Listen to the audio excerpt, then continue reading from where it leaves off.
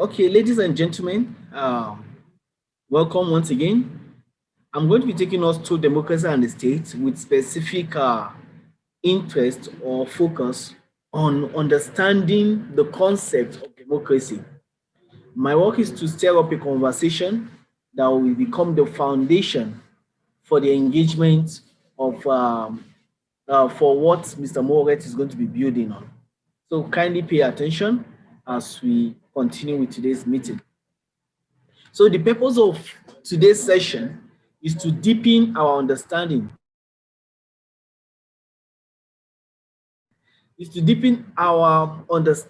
of democracy. So my work is to help us deepen our understanding of democracy. Like you can see in the caption, everyone has a voice that deserves to be heard. Okay.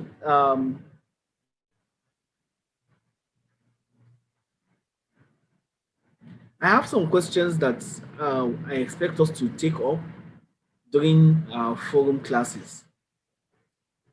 Look at the questions. Is representative democracy a system of regularly elected representatives adequate for giving voice to the will of the people? The second one is, has democracy delivered in Nigeria?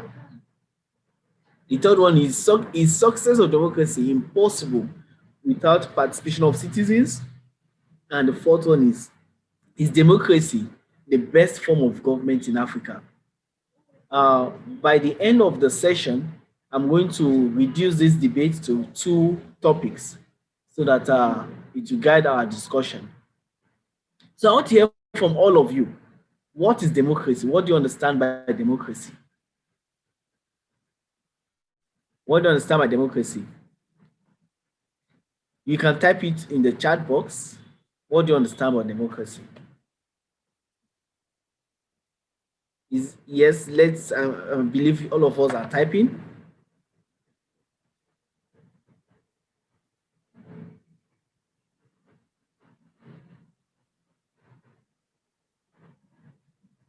Okay, Samson Kefas is saying government of the people, by the people, and for the people.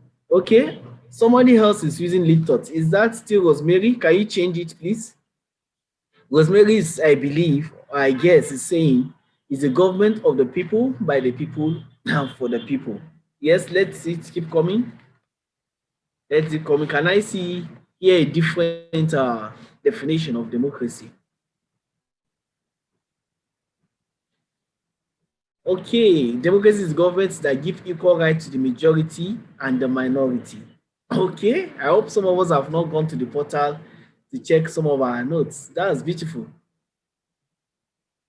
Okay. So, yes, I want to hear more.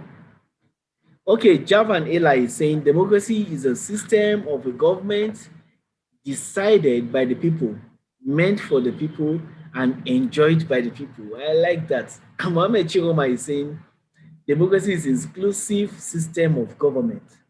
Excuse me. Yes, I like what I'm seeing here.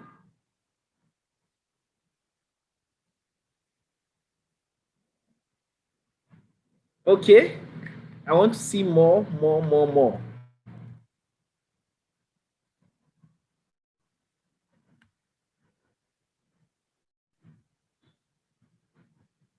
Okay, have I read Mohammed Ahmed's comments? Okay, no. Wow, I'm seeing a lot. Mohammed Chiroma, democracy is an inclusive system of government. Ainaka is saying democracy is a system of government where people have their choices of interest and participated fully with freedom of information and political participation. Beautiful. Joy R is saying democracy is a system of government to represent the interests of the people. Mohammed Ahmed is a system of government by the whole population of all of the eligible members of the state, typically through elected representatives. Democracy is equality of opportunity and right to humanity. Thank you for all these things. Okay, Bashir is saying any form of government in which final authority lies with people. Wow, people have gone. This is from the website I can see. The system where citizens have the opportunity to participate in making a decision directly or indirectly. Okay, Faith Agishola, yes, that might be the last I will take. Democracy is government that is inclusive, equal, and allows for freedom. Thank you very much, everyone, for such amazing insights. As I was reading this, I just remember that we're dealing with democracy students. Many of us studied democracy, so it's government students. Many of us studied government in schools. Okay, thank you for, you can keep putting the charts. I will just continue. So it's these definitions all of you have brought up has made my work easy. So what I will just do is to just stir up some conversations among us. Let's enjoy. Okay, so trying to borrow from most of what we said, let me just tell us that democracy derives its meaning from the Greek words, two Greek words, demos and crazy. And when you look at it, the Greek word demos, it means people. It's defined basically as government in which the supreme power is vested in the people. So if you look at the two words, democracy, you can just conclude that democracy is the government in which the supreme power lies with the people. So democracy is also a political system in which the people of a country rule through any form of government they choose to establish. For instance, if the people say that the way we want to be governed is not through elections, we just want to appoint the persons that we feel is we want. That's the will of the people. That's the way people want to be governed. It's also part of democracy. So democracy has to do with, first of all, the will of the people. So let's not forget that. It's very, very critical for us understanding democracy. Okay, let's continue. So in some forms of democracy, in some forms, democracy can be exercised directly by the people in large societies or by the people through their elected agents. I'm going to be talking more about that because democracy have two major forms, which include either the representational or the direct rule, which we're going to be seeing later. So when I was asking us to define democracy, many of us, we borrowed from Abraham Lincoln's definition. And according to Abraham Lincoln, what is democracy once again? It can be described as the government of the people, by the people, and for the people. So now let's look at the two forms of democracy. The two forms of democracy are the direct democracy and the representative democracy. In a direct democracy, the citizens, without any intermediary or elected officials, they participate in making public decisions. For instance, in a direct democracy, people who gather in a community can participate in making decisions. If we want to build a football field for the community, it's not few people that will decide it. It's the entire community that will sit down, and when they sit down, they will decide this is what we want to do, and then they vote, and then they continue, they make the decision. So the people participate directly. You know the advantage of this? The advantage is that it breaks every bureaucracy, it gives everybody equal opportunity to participate, but it has a limitation. This can only take place in a community or in a society that have very few number of people. Imagine a place like Kano State, for instance, with about 14 million people. I don't know the current figure. Kano State cannot practice direct democracy because you can't expect 14 million people to sit down on the same table and make a decision. No. So direct democracy is a democracy practice where there is no need for intermediary or elected or appointed officials. The people, the citizens can participate in making public decisions directly. Let's look at the second form, which is the representative democracy. In representative democracy, citizens elect officials to make political decisions, formulate laws, and administer programs for the public good. This kind of practice, you'll find them in very large societies where it's difficult to excuse me, where you can't bring everybody to the table. So they have to decide that, okay, we want few people to go and represent us. Anything they decide is actually our own votes. They are our representatives. So those are the two major forms of democracy. I believe some of us must have studied them in our schools. And for some of us who were science students, it's good you're meeting this probably for the first time. Okay, so let's continue. I want us to have some conversations on the Lincoln's definition of democracy. This time around, I'm going to be giving us opportunity to speak. Uh, for those of us who will be lifting up our hands to speak. Okay, Lincoln says democracy is a government of the people, by the people, for the people.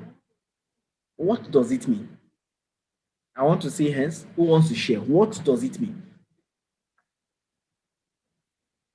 What does it mean to have a government of the people, by the people, for the people? Some of you can type in your posts, your chats, but I would like to give few people opportunity to speak. So if you want to speak, just raise your hands up and you'll be allowed to speak.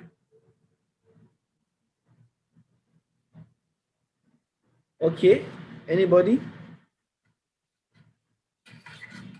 Okay, Mohammed Chiroma. Yes, you can unmute yourself and speak. Okay, good day everyone. To my understanding, this definition says government of the people, meaning it is formed by the people. Okay. Sorry, okay, thank you very government much. of the people. Okay, I should just say one, ba? No, you can continue. Okay, it is the government of the people. It is the system is owned by people. Okay, thank you very and much. It, the system is meant to serve people.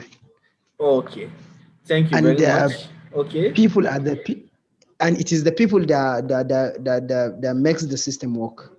Okay, it's the people that make It is the system of the people, and it is meant to serve people, and it is for the people. Okay, thank you very much, Chigoma. Okay, can I see another hand? Let me give opportunity to another person. Yes, who wants to talk? Who wants to share? Let me see any hand that is up. Anybody?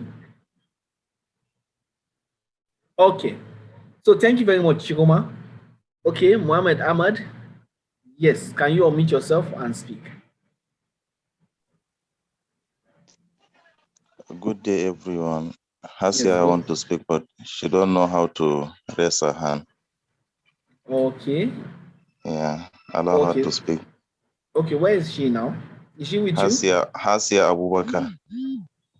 Okay. Check it. Okay, Asia lifted up her hands. It's okay. If she lifts her hands up again, we'll give her opportunity to speak. Yes, Bashir, the last person I might just take, then we'll continue. Yes, Bashir, unmute yourself. Yes, go ahead.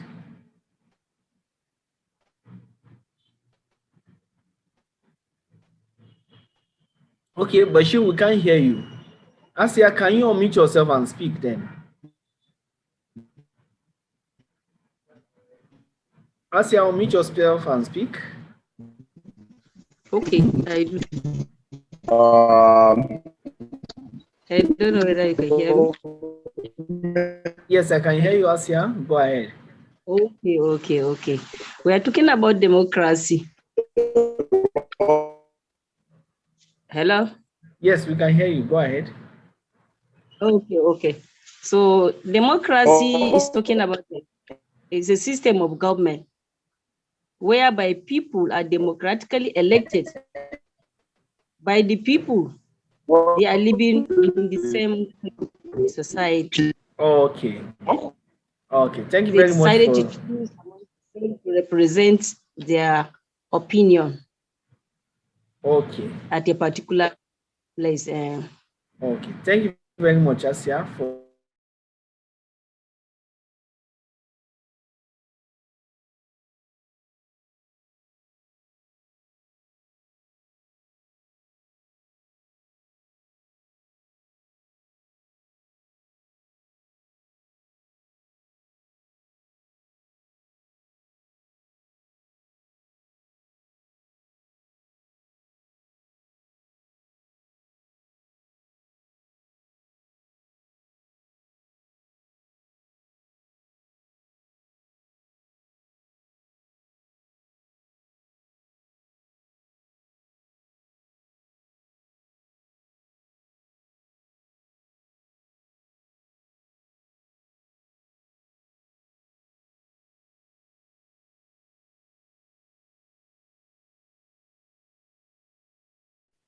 Okay. Oh, you've not been hearing me. Sorry for that. Okay, I was reading what Sarah Bitkus posted. Let me read it again. She posted that what she understands by Lincoln's definition is that democracy is government where the citizen elects them to serve and meet the need of their people. Then Joy Hart says that what she understands by Lincoln's definition is that the supreme power is vested on the people, policies and decisions made in such a system should be people-driven and not promoting individualistic options. Thank you very much, everyone. I believe all of you are hearing now. Okay, thank you so much. So we just continue. I want to also ask further. Let's break this definition down. Democracy is the government of the people. So let's break it down. That word of the people, what does it mean? Can we hear from people? If you want to talk, just lift your hands up. Then I will give opportunity to share. When they say something is off, what does it mean? Yes, Ainaka, I'm giving you opportunity. Can you unmute yourself and speak?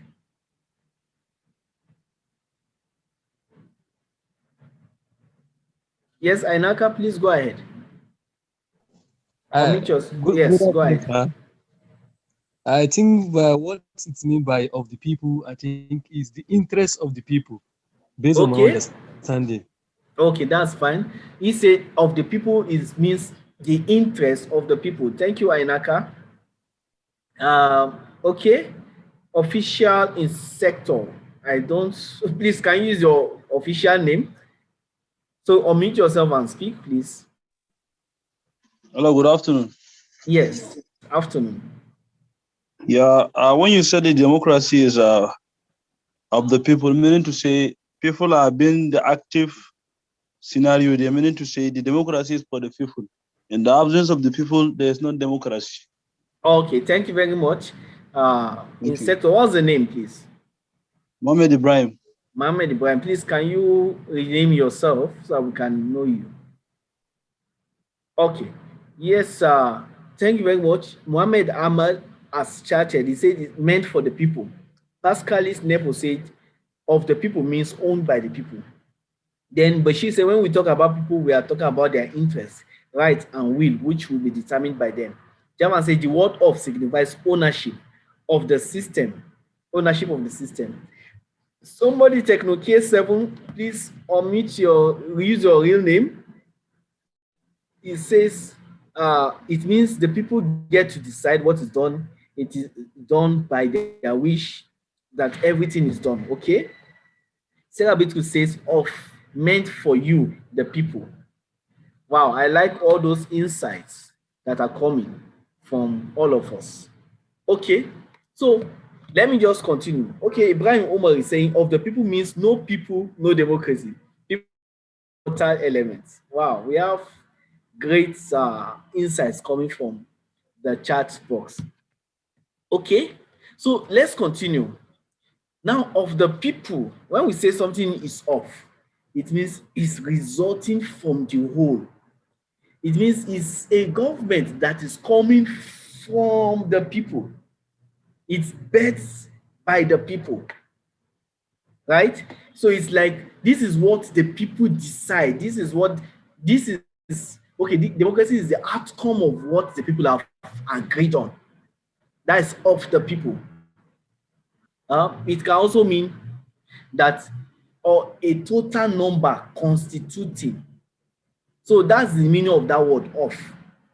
So if we are now linking it to democracy is the government of the people, we're saying democracy is a government resulting from the entire people, or is a government that is constituted from the people.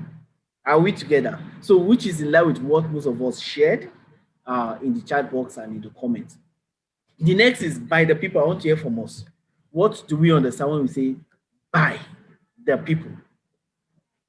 By the people.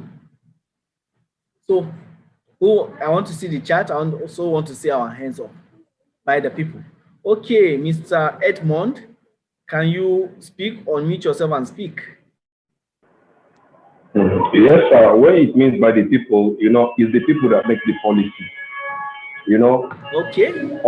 Unless the people agree to come together as one and maybe allow somebody to lead them, the system will not work. Okay. So it's the Yes. people that make the policy. It means it's Yes, coming, sir. the people are part of it. If the people are not part of it, then it's not for the people, it's not by the people. Thank you very much, Edmond. Yes, Ibrahim, unmute yourself, please.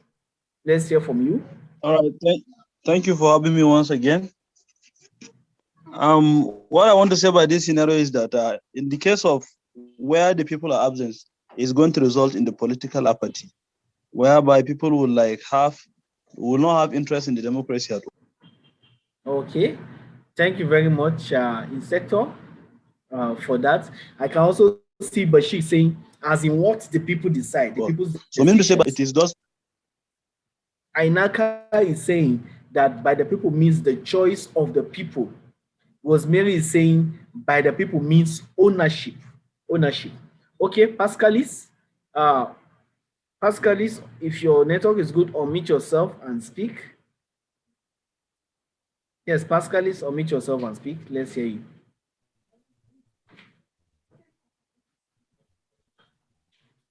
Okay, yes, over to you, Pascalis. Okay. Yeah.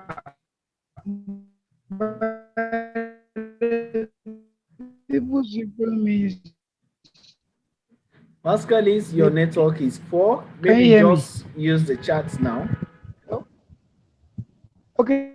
Okay, just mute yourself. We can't hear you very well. And just use the chat. Okay, Emmanuel Jaffe says it means the people made it possible. Sarah Bitrus is saying it's by the people that it's decisions are made. Okay, many are coming. By the people mean policies and decisions are not just made. Wow, it's just running so much and I'm missing some of them. Okay. Okay. Emmanuel Jaffet, it means the people made it possible. Mohammed Ahmad says by the people means it's shared among the group of people. Joy says by the people meaning policies and decisions are not just made and imposed on the people, but it's people inclusive. Beautiful. Always Mary is saying also mean belong to the people. Okay. Yes. Ibrahim Umar saying by the people mean supreme power is vested on the people and exercised directly by them. Emmanuel Diner says by the people means the government of the majority, rights of the minority. Government of the majority, right of the minority. Interesting. Okay, collective decision. Technical 7, please rename yourself, your device, so we can know who you are. By the people means together working for a common goal with their consent. Wow, I've had so much. I've had so much, and these are very rich. Okay, because of time, let me just rush up and let's continue. So when we say by something, what does by means? By means through the activity or effort of the people. When we say something is by the student union government, it means everything that is happening is through the activity or the effort of the student union government. When we say this is by the people, we're saying this is coming through the effort of the people or through the activity of the people. It means the people have an input in what is happening. Okay. Via, through, along, or over, these are different synonyms for by. Okay, let's go to the last one. Let's go to the last one. Okay, for. When we have for the people, it means to indicate the purpose or destination recipient of something. So when we say democracy is the government for the people, it means the purpose of the government is for the people, right? It means the people are the recipient. It means anything that is going to be coming out of the government must be in the interest of the people. So are we all getting the picture of democracy? The entire picture of the definition. So when we say democracy is the government of the people, we're saying the government that results or originated from the people And they were saying it's by the people, it's through the activity of the people that the government was formed. And then the government was formed for the interests or for the purpose of making life better for the people. Do we understand? I believe all of us are following. Okay, so I have another question. What is government? What is government? We say democracy is the government of the people. We have understood what it means by of, by, and for. So now let's discuss what is government. And yes, are we having hands? What is government? What do you understand by government? Any hands? Okay, people are still chatting. Okay, Ibrahim is lifting his hands up. Okay, can you unmute yourself and speak, Ibrahim? Yes. When we're talking of government, we can say it is a process whereby the needs of people are being trying to attend by those in the position of authority. Okay. Okay, that's fine. That's fine. Thank you, Ibrahim. Can we hear more from, can we see more hands? More hands. I want to see in our chat what we understand when we hear government, government, government.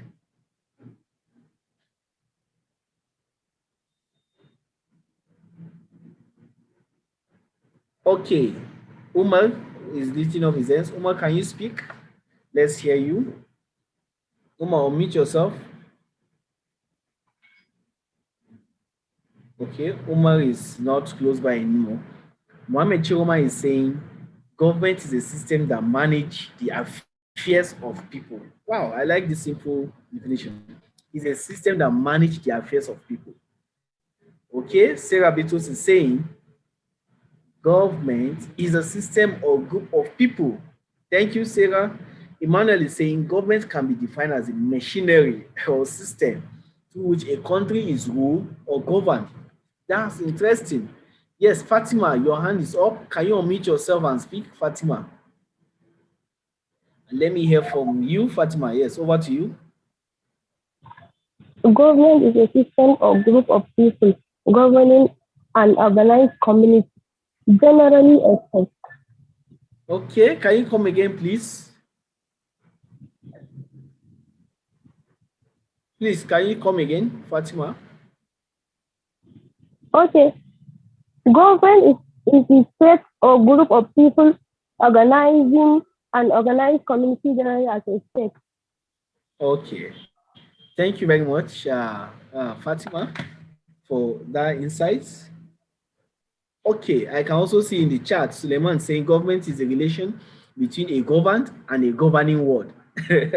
Okay, Bashir Mustafa said, any form of system which is used in partaking in the power and ability to the power or nations, or to the people or nations. Any form of system which is used in partaking in the power and ability to the people or nations. Ainaka is saying governments are documented policies to protect the interests of the people and meet up with people's demands. The group of people with the authority to govern a country or state, Yeda is saying it's a platform that enables a society to assess and coordinate the affairs of the people for better life and society. Yes, Edmond, I can see what you wrote. Government is a system or group of people governed by an organized community. Suleiman, okay, thank you, Suleiman, for the feedback. The lecture is very interesting, sir. Thank you. Joy Has says government is a body of persons that constitute the governing authority of a political unit or organization. Wow, there are so many. Okay, let me read Mustafa Hassan's one as the last. Government is a process of managing the affairs of people in a well-structured manner. Thank you very much. All of you, you've given me, in fact, you have spoken so much about government that I can say. It means we all understand these matters. In my own opinion, I will just give it to you in a very simple term and I will just move on. Are we together, everybody? Yes. If you're with me, okay, I believe all of you are with me. So what is government all about? Government is all about leadership and management. Government is all about what? Leadership and management. Government has to do with the leadership and management of the people. So if we say democracy is a government of the people, by the people, and for the people, we're saying democracy is the leadership and management of the people and done by the people with the interest or intention of making life better for the people. So you have seen the way we just analyzed Abraham Lincoln's definition of democracy. Now let's answer this question.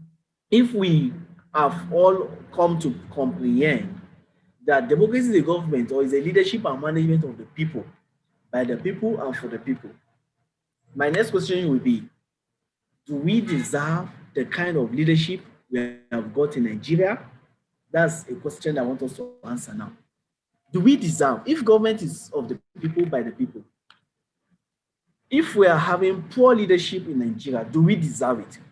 If we have good leadership in Nigeria, do we deserve it? In other words, does a society deserve the kind of leadership that she got? Yes, I want to hear our opinion, everybody. Does a society, if you want to speak, I want to hear maybe 2 or 3 people. Okay, Mohammed said no. Ibrahim Umar said no. Pascal is saying no. Capital no. Bashir Mustafa said no. Okay, this is a big question for debate. Karu is saying yes. Edmond is saying yes. Ainaka is saying no. Okay, I want to give people that say yes and people that say no opportunity. Okay, let's hear from Umar. Umar, can you unmute yourself? Let's hear from you. Javan say partially. Pascal is saying yes. So we're going to be hearing from both sides. Yes, Umar, go ahead. Hello, sir. Please go ahead. We can hear you. Can you hear me? Yes, yes. Please go ahead. Hello. Yes, I can hear you. Please go ahead. Yes, I said no because you define government as leadership management. And even full definition of government, that means we don't deserve the treatment that we are receiving now. Because the kind of leaders we have, they are not leaders, they are rulers. Okay. And a leader is supposed to be a servant of people. Okay. But the people that are leading us, it is clearly shows that they are not leaders. In terms of management, everything is already scattered, as you can see in Nigeria. So we don't deserve the kind of leadership, honestly speaking. Okay, thank you. Thank you, Umar. Let me hear from Chiroma. Chiroma, can you unmute yourself and speak? Yes, good day, everyone. For us in Nigeria, we don't deserve the leadership we are having because the leadership style is not inclusive, it's not transparent.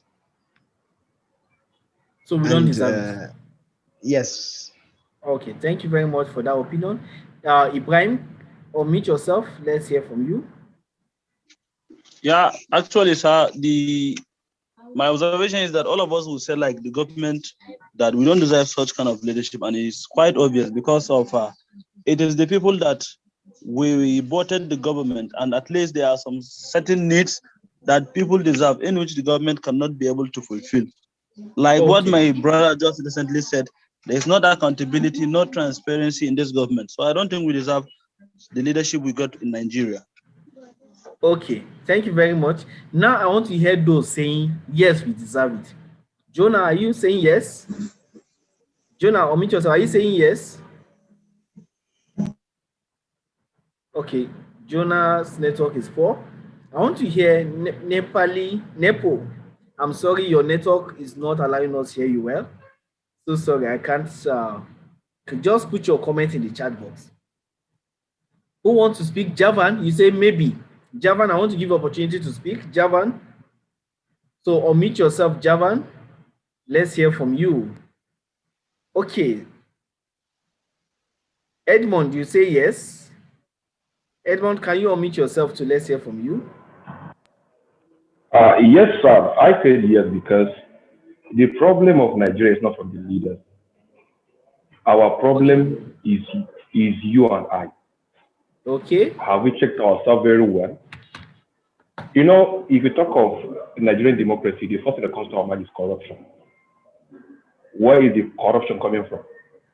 As far as I am concerned, it's from me and you.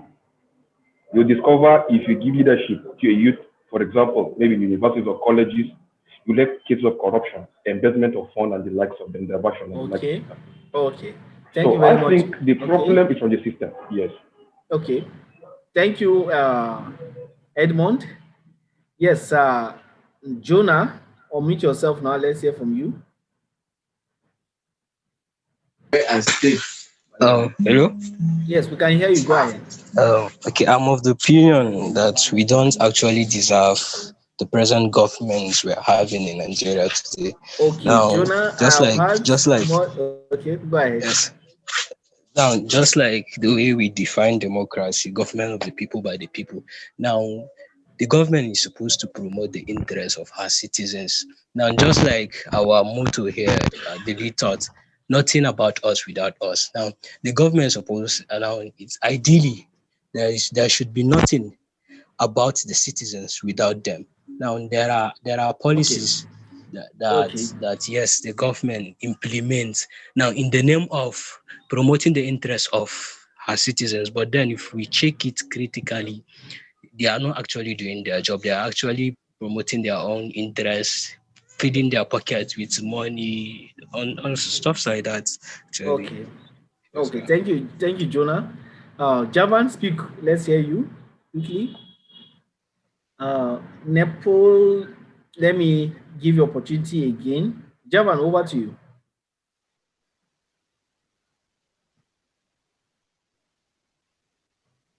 Okay, Nepal, take over. Javan's network is not responding, I guess. Okay. Nepo, unmute yourself. Okay. Speak. Let's hear you. Okay, you see, Nepo network is not allowing us.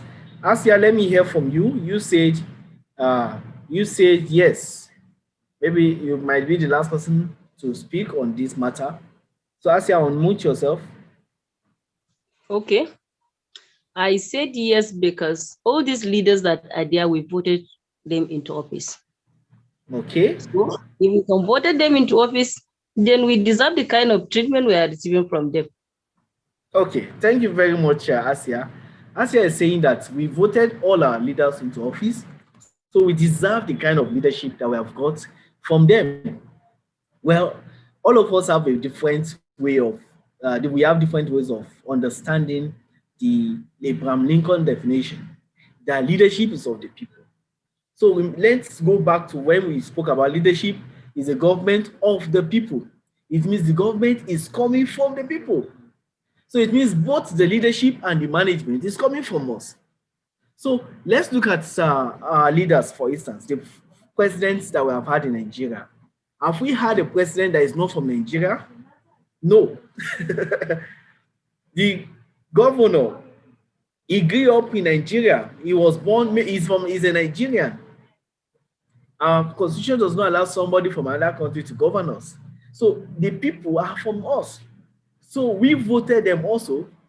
Now, let's look at the systems that brings up leadership. The systems are not far away from what we have.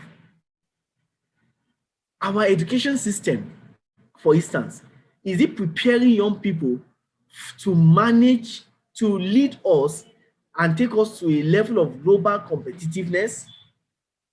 It means that if we don't have quality education, we cannot have quality leadership. Are we all getting the picture? Let's look at our economy. Let's look at the industries. Everything is coming from us. So if I'm to give my own opinion about this question, based on the understanding of what we shared earlier, the government will deserve it because they come from us. It means if we take ownership of this particular issue, we begin to position ourselves to change. Remember when we were talking about solving problems in the first session? identifying and solving problems. The first approach to solving a problem is to first decide who owns the problem. We must all make up our mind or decide that the leadership problem we're having in Nigeria, it's also we are responsible. How have we managed the small positions that we have got? How do we treat issues of human rights, even in our communities?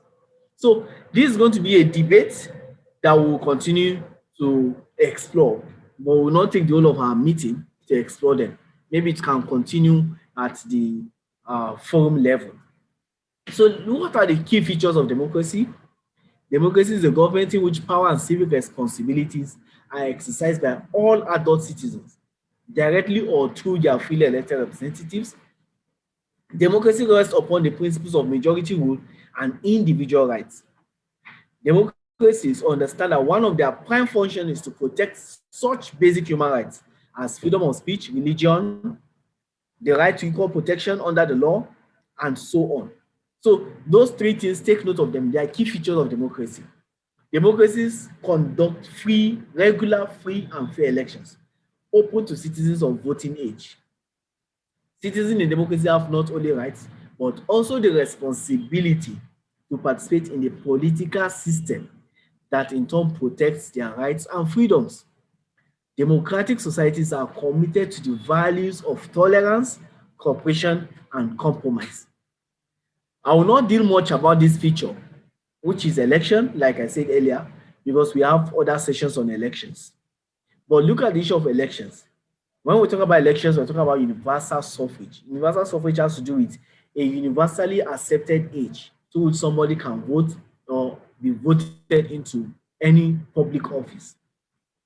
In Nigeria, the universal suffrage is 18 years. It means anybody who is 18 years can vote or be voted into office. Then in election, one of the things you should know about elections is that elections have certain rules. Elections are free and they are fair in democracy. In a democracy, during elections, there are uncertain outcomes, which means there's some degree of competition over time. You can't decide. Imagine if you are going for election, you already know this is the winner. You know, that doesn't make democracy ideal. We'll see it later on as that one of the key ingredients that make democracy possible is competition. Then in elections, there is no reversal of result after the vote. So elections are free. I will not deal much about this since our Mr. Mohoret is going to be talking about this in a deeper level. When we say elections are free and fair, they are different. Elections are free is different from when elections are fair. So in democracy, elections are free and fair. I won't deal much about that, like I said earlier. So I have a question for all of us as we begin to draw my session to a close. The question is democracy the best form of government? Okay. Well, democracy might not be the best form of government, but so far, democracy has some advantages that have made it to be promoted all over the world. Number one, democracies are better at protecting basic human rights. Many of us, we can exercise our rights freely because we are in a practicing democracy. Imagine the caricatures of the presidents that is all over. Imagine all the debate, all the comedies that people are putting up in the name of the president. Not just this president, former presidents, and keep high profile leaders in the country. This is only possible under democracy. Democracies are better at constraining the power of the state, which means it gives limitation to how the state can exercise their power. Democracies divides power among the judiciary, the executive, and the legislators. Democracies also do not commit genocide. You hardly see a democracy committing genocide. It's an autocratic regime that genocide go freely. Because of issue of human rights, democracies do not commit genocide. Democracies don't starve the people. Democracies are better at representing the will of the people. Democracies do not fight each other. You hardly see two democracies fighting themselves in a war. It's difficult. But it's easy to see another regime going into war with a democratic nation. Then over the years, it has been seen that democracies are more stable. They are less prone to coups. They have mechanism for transferring power. The moment you don't like the president or the governor or your legislator, in the next election year, you can change him. Or even before the election year, you can recall him.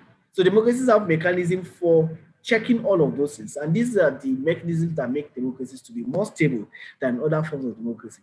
But imagine when you're practicing a system of government where it is life, you stay in power for life.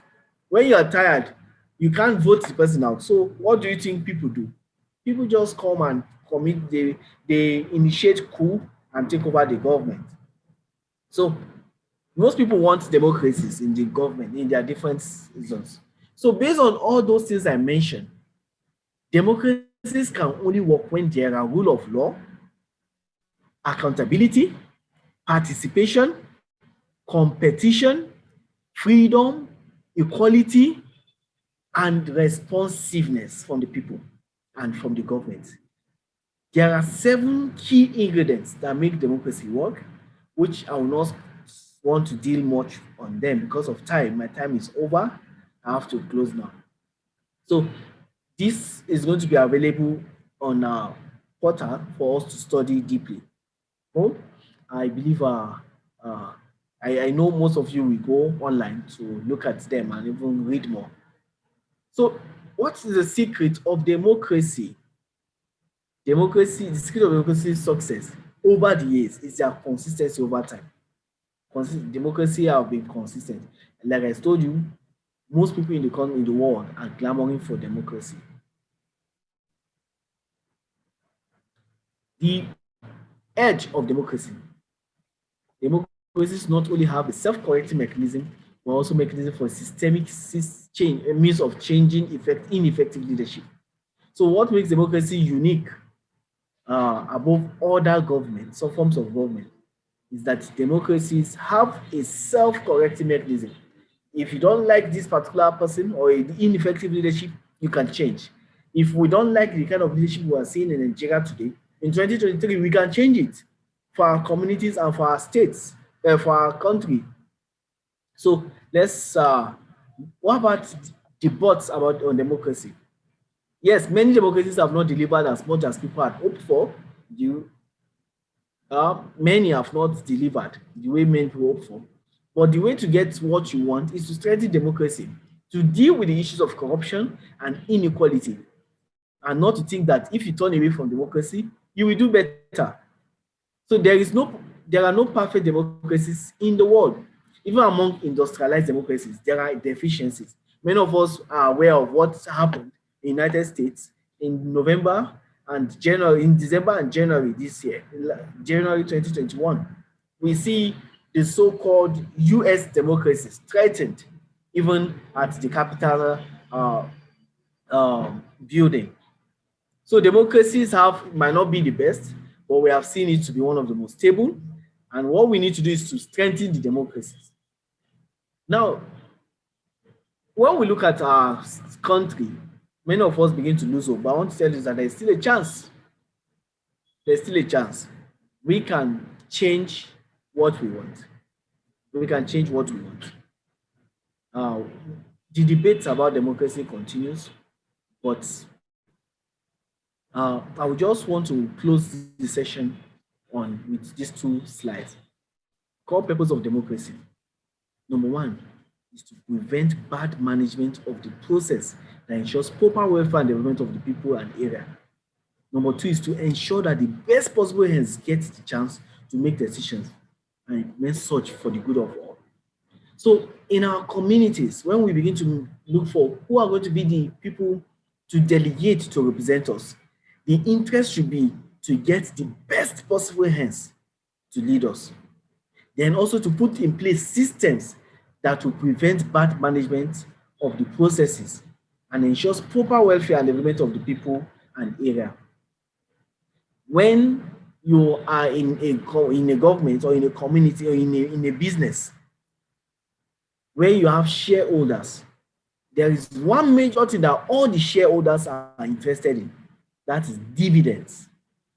And that dividend depends on performance of leadership performance. I hope all of us know that. So I want to tell you that in Nigeria, we must begin to also demand for quality leadership in our systems so that we can have dividends or benefits that is going to reach out to each and every one of us. Thank you very much for your patience and thank you for being part of the session. I believe you enjoyed yourselves and you have learned so much. Thank you. I know many of us might have questions, and I also know that there will be some chats. Okay, there's so much in the chat room. I'm sorry I will not be able to read them because of time. My time is far spent, and we need to call forth the next person to continue. If you look at our training, it's taking new shifts. We started more by talking about how you can equip yourself and how you can engage. Now we're looking at the matters of governance so that we can begin to position ourselves to participate effectively. Yes, I can see Mr. Mohoret is ready for us. Good to see you, sir. You can unmute yourself. Hello, Mr. Sean. Yes, good to see you. Good to see you too. Okay. Very good afternoon to everybody. Afternoon, sir. Let me just introduce you quickly so that okay, the session can start. Okay, sir. Okay, thank you. Okay. Ladies and gentlemen, for the next two sessions, I invite you to listen to Mr. Mohoret Emmanuel Bigom. He hails from Panshin Local Government of Plateau State. He's a graduate of Agricultural Engineering from the Ahmadu Bello University Zaria. He's a certified project manager by the International Project Management Institute and holds postgraduate diploma in education from National Teachers Institute. Mohoret is an enthusiastic seminar facilitator and conference speaker who is passionate about helping electorates understand and participate more effectively in the electoral processes. With about a decade's experience in election management, both on the field and in the office, he has served as personal assistant to the Honorable Resident Electoral Commissioner, Gombe and Benue State, and have coordinated the Secretariat of the Interagency Consultative Committees on Election Securities. During the 2019 general elections, he currently is a head of units, Public Affairs and Protocol, INEC Gombe, since 2017. He was the producer of INEC Half Hour, a voter enlightenment program, aired in both Hausa and English language on Progress Radio and Gombe Radio between 2017 and 2019. He has also been a guest on so many live radio programs on Amana FM, Process Radio, and Gombe Radio, where he answered the puzzling questions on electoral processes. As part of his duties, Mr. Mohoret has simplified and enlightened listeners across on the realities attached to electoral processes and what political parties are. He has interacted at interstate, local government, and organization levels within and outside the confines of political rights and privileges. And we're glad that Mr. Mohoret is going to be doing what he knows how to do best, helping electorates understand their civic responsibilities. Thank you very much for coming, sir. Thank you so much, Mr. Shehu. Once again, a very good afternoon to all of us.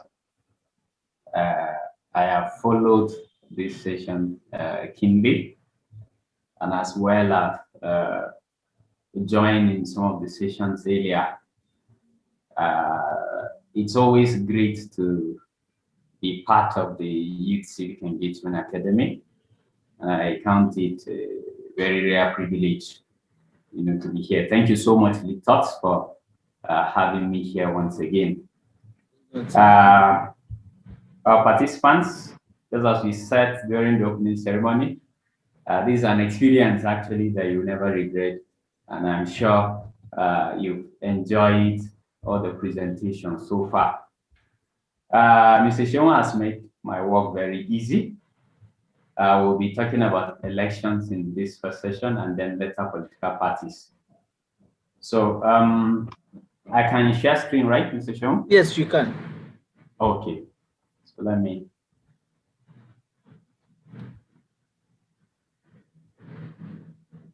Okay, you have to allow me to share screen. Okay. Yeah.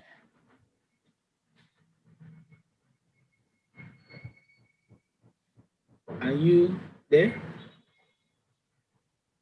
Okay, okay.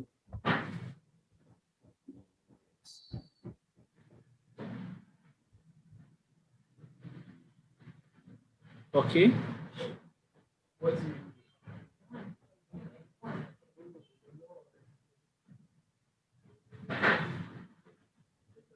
The moment. Okay.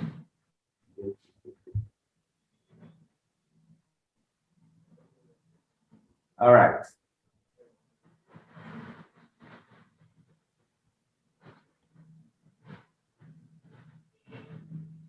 Are you with me, sir?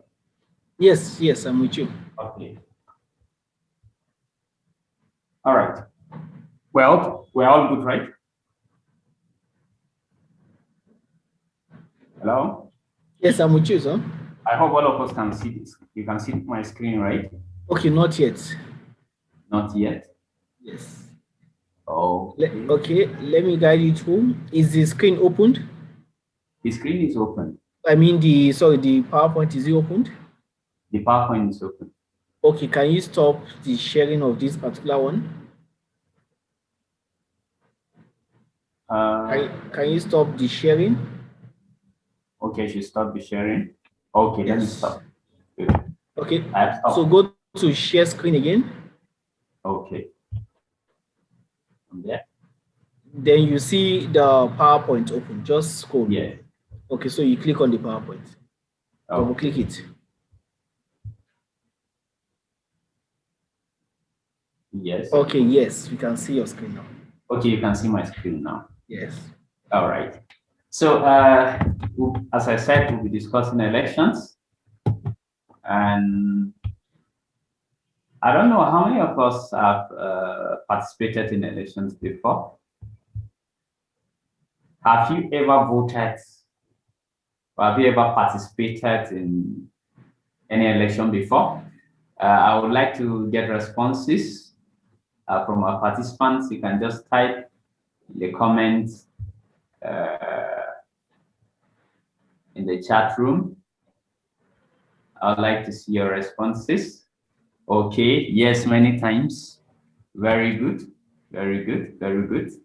How was your experience? How was your experience? Okay, somebody said not yet. Okay. Yes, sir, yes, sir. All right, how was the experience? If you have participated in an election before, how was the experience? It was okay. Okay. Like somebody wrote something. No, sir, because I think election to me is a very dirty game. Wow. Okay. Okay. Okay, why do you think the problem? Okay, I think somebody said, okay, it was fun, Pascalis, it was fun. It wasn't funny, very difficult terrain, nearly got lynched. Thank you so much for your responses. The experience was great, awesome, good to hear that. It's lovely if you're a good player, right? It's full of fun, but somehow difficult. All right. Thank you so much. I think we'll continue.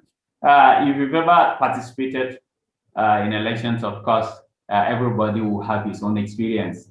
But elections are very interesting. Since the return of democracy in Nigeria in 1999, it became very important or very necessary and compulsory that whoever must lead in this country must go through elections. If you want to become president, you want to become a governor, you want to become a senator, a member of the House of Representatives, member of the State House of Assembly, you must go through elections. So elections have come to stay. Yes. Okay, somebody say hectic, but we got money. Probably you participated as one of our ad hoc staff. And I hope that was not, you didn't participate in vote buying. All right. So as I said, elections have come to stay actually in Nigeria. And that means that we should give proper attention to electoral matters in this country. Oh, sorry, I need to go back. So what is election? An election is a formal decision-making process by which a population chooses an individuals to hold public office by voting. If democracy has to do with decision-making, if it is a process of decision-making, then elections provide a platform for people to be able to make such a decision. So an election is just a formal decision-making process through which the public, choose those that will hold public office. And as I said, since 1999, whoever will occupy the position of the president and vice president for the Federal Republic of Nigeria, such a person must go through elections. Citizens must have the opportunity, to go and indicate their choice, through voting. And it is a process through which citizens transfer their power, to make decisions and manage public affairs to a representative to exercise it on their behalf. Mr. Sheon talked about the types of democracy, the direct democracy, which we practice in our schools, sometimes in our classes. Yes, if there's a decision to be made, you use direct democracy where everybody must vote. But then we have representative democracy, which is what we practice here in Nigeria. And by representative democracy, we mean the people delegate their power, to make decisions to a particular representative. And so that particular representative exercises that power on their behalf. So the process through which such a representative is chosen is called an election. So election provides the basis, the platform, for such representatives, to emerge. So as I said, elections to me, it's a very interesting concept, even though as somebody said, but he doesn't participate in elections because to him, it's a very dirty game. I hope we are not mixing it up with politics. Some people say politics is a very dirty game. It depends on the perspective that you're looking at, actually. But elections are very, very important to all of us. Okay, I can see some people are chatting. Okay, let me go through some of the comments and see. Nigerian election is very expensive to run. Yes, it's process of voting an individual's representative. Okay, besides to some extent, people don't have a say. All right, we'll look at that. Besides, some people don't have a say because individuals' interests supersede the people's interests. Wow, is that really the case? Is the act of voting an individual people's right and interest? All right, money has been playing a vital role in the entire Nigerian elections because no matter how competitive you are, no party will give you the ability to be flag bearer with no money. So also in voting process, money is being offered in form of vote buying. All right, thank you for all these comments. Some of these things we're highlighting, as we'll get to see later, they happen because we allow it to happen.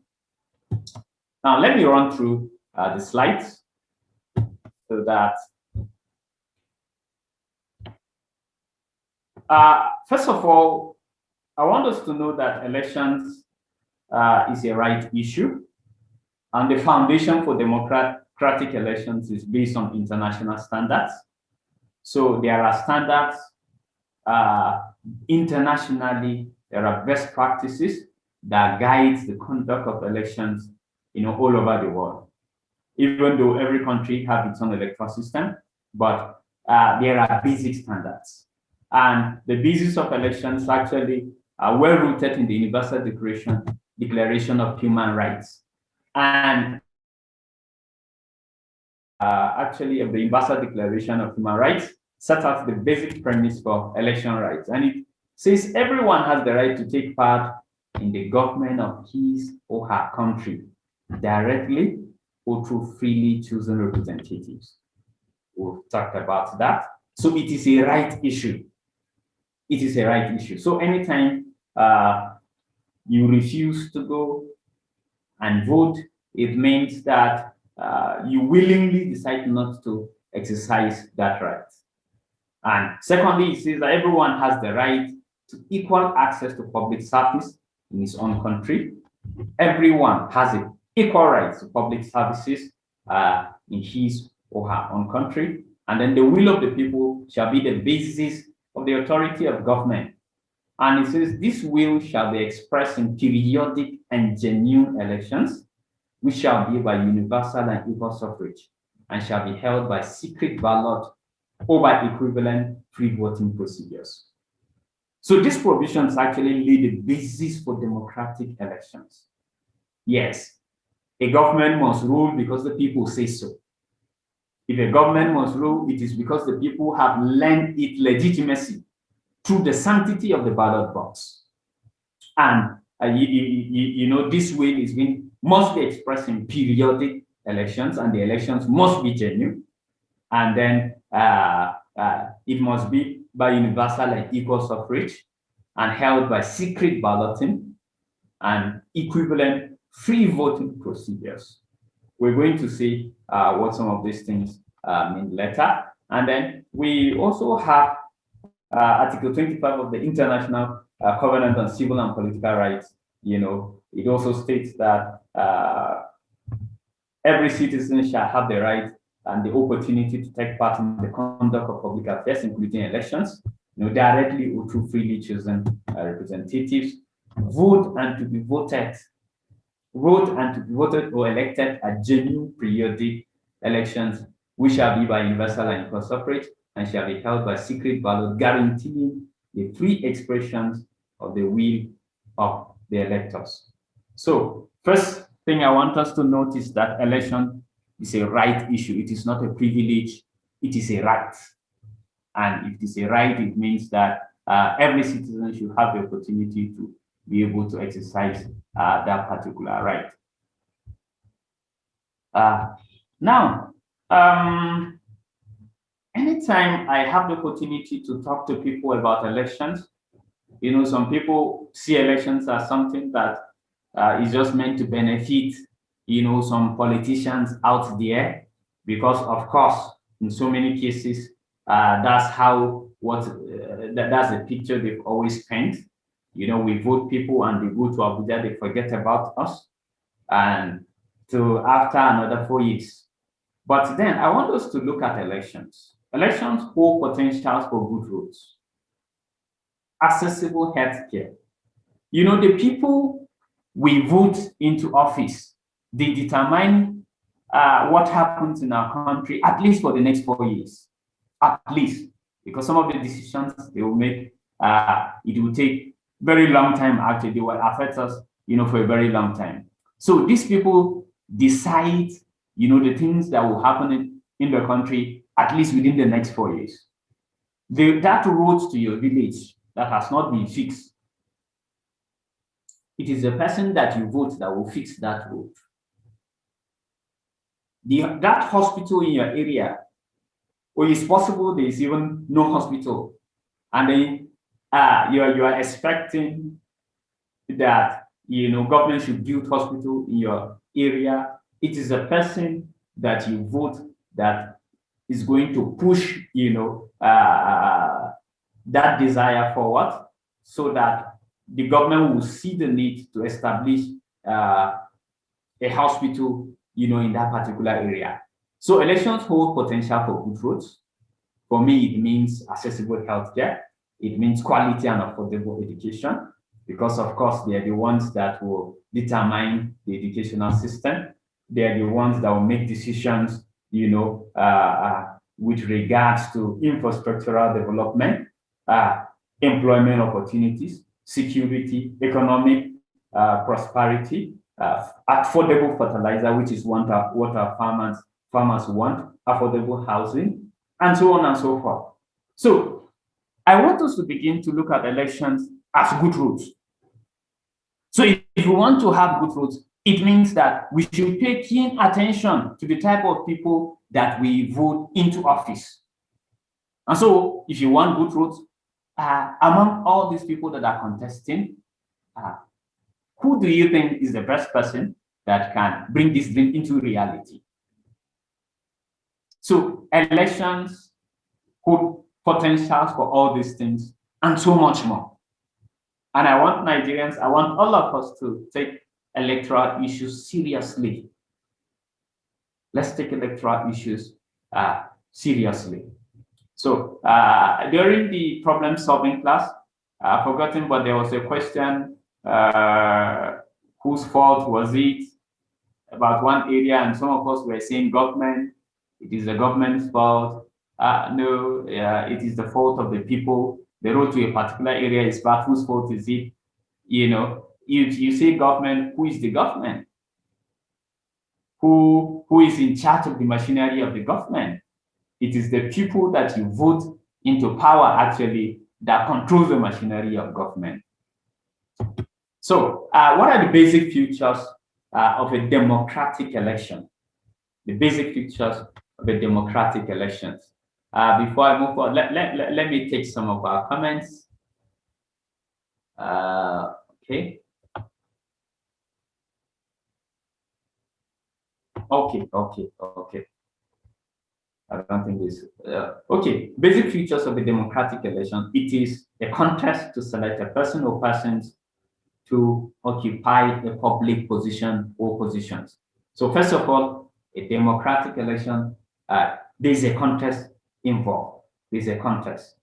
It is a contest between political parties, a contest, between candidates, and they contest in order to occupy a particular office. And then we also need to know that the contest is between, as I said, is between individual candidates or political parties or both. We all know that here in Nigeria, we vote for political parties, right? Because on the ballot paper, it is the political party logo or their acronym that you see. And then another feature is that in a democratic election, there is an election management body that mediates the contest. And in this case, in Nigeria, the Independent National Electoral Commission serves as the mediator or the referee, in this case. And then the votes of the electorate decide the outcome of the contest. Somebody said the people's decision does not really matter, but it's one of the things actually that we here in the National Electoral Commission, we try to disabuse the minds of the people. Some people believe that elections are not won, they are state managed. It is, and so they don't participate. It is the lack of participation of the electorate actually that gives room to manipulation. Yes, if you sit back, you stay at home, then the politicians can do whatever they want to do. But if you go out there and try to make your voice heard, you try to kind of protect your vote, certainly the outcome of the election will reflect, the wishes of the people. And let me also say that the INEC has done a lot over the years to ensure that the outcome of elections reflects the decisions of the people. Next is what we call the electoral cycle. So what we call the electoral cycle. And election is a very complex exercise. It's a very, very complex exercise. And it involves lots of planning, involves lots of logistics. And so the electoral cycle, they kind of try to deconstruct, these complex processes, just break them down into small bits in such a way that the execution of all these activities will be simple. So summarily, the electoral cycle is a visual planning and training tool designed to assist stakeholders in the electoral process to understand the cyclic nature of the various challenges faced in the electoral process. As I said, it's a very complex process. We talk of voter registration, you talk of the legal framework, you talk of political parties registration, campaigns, and so on and so forth. There are a lot of activities that are involved. So the electoral cycle breaks all these activities into 3 phases, and then, allows election managers to be able to take these activities, in small bits, in order to have very successful elections. So we have 3 basic components, actually. Okay, I said elections involve much more than organizing a single day event. Of course, a lot of things happen, and it may interest you to know that right now, INEC is already preparing for the 2023 general elections. So there are engagements that are ongoing at the moment, and the electoral cycle allows the Commission, development partners, and others also who are interested in the electoral process to look beyond the election day and plan for everything that happens before the election, during, after, and between elections, thereby strengthening the aspects of the process. In every elections, there are activities that take place before the elections, and those activities are very, very important. Once you miss any part of those pre-election activities, what happens on the day of the elections will become a problem. So every phase is important: before, during, after the elections is important. And then what you do between elections, between 2019 and 2023, is also very important. It will determine either the strength or the weakness of the electoral process. So we have components of the electoral cycle. We have pre-election period. We have the election period, and then we have the post-election period. This diagram, yes, these are the 3 phases: the pre-election, the election, and then the post-election. Pre-election has to do with those activities that you do, before the elections. The electoral period has to do with activities that are carried out during the electoral period. And then the post-election, what you do after the elections. So these are some of the activities, that we do in each of the segments. There are more actually, but these are just few of the activities that are carried out. If you are with me, you can see that during the pre-electoral period, that's when the issue of budgeting and funding, of elections, you start budgeting during the pre-election phase. For political parties, also issue of party financing, party registration, voter registration. Very soon, INEC will commence the continuous voter registration, in view of the 2023, general elections. The stakeholder liaison, we have voter and civic education, operational training for election of officials, development of electoral guidelines and procedures, procurement of electoral equipment, and so on and so forth. All these things happen during the pre-election phase. So during the electoral period, what happens? Yes, it is during that phase that political parties nominate their candidates. It is during that phase that can they also conduct their campaigns? It is during that phase, campaigns are carried out at different levels, and so campaigns start fully, during the electoral period, and that is 90 days before an election. 90 days before election day. And then the election proper. On the day of the election, what do you do? We deploy electoral staff to about 120 polling units in the country. And these people, they set up the polling unit, they do accreditation, conduct voting proper, and then after election, the sorting and counting of voting, all these things happen on the election day, declaration of the results, and so on and so forth. In the post-election, elections have been planned, elections have been conducted, you begin to look at issues that emanate from the elections, So you begin to look at dispute resolution, and then election petitions tribunals.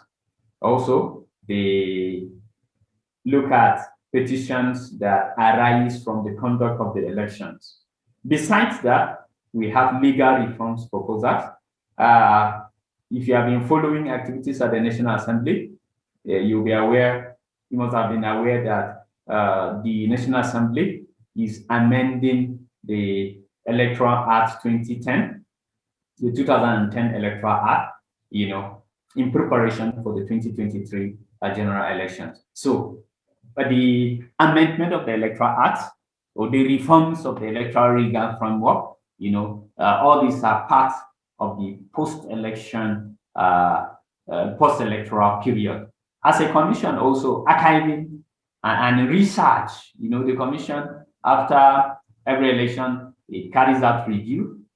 The commission did a lot of review after the 2019 general elections, and there were a lot of recommendations. And so a lot of research is ongoing at the background. The commission, after that review, has released reports of the review as well as the report of the 2019 general elections. Issue of the electoral system and then boundaries delimitation. It has been on the news also. INEC is engaging different stakeholders on the issue of polling unit access. It may interest you to know that the last time polling units were created in Nigeria, that was in 1996. And so presently, there's an engagement, stakeholders engagement that is ongoing, and at the end of the day, we are hoping that it will culminate into the creation of more polling units. There are a lot of new settlements that have evolved since 1996, about 25 years. There are a lot of new settlements.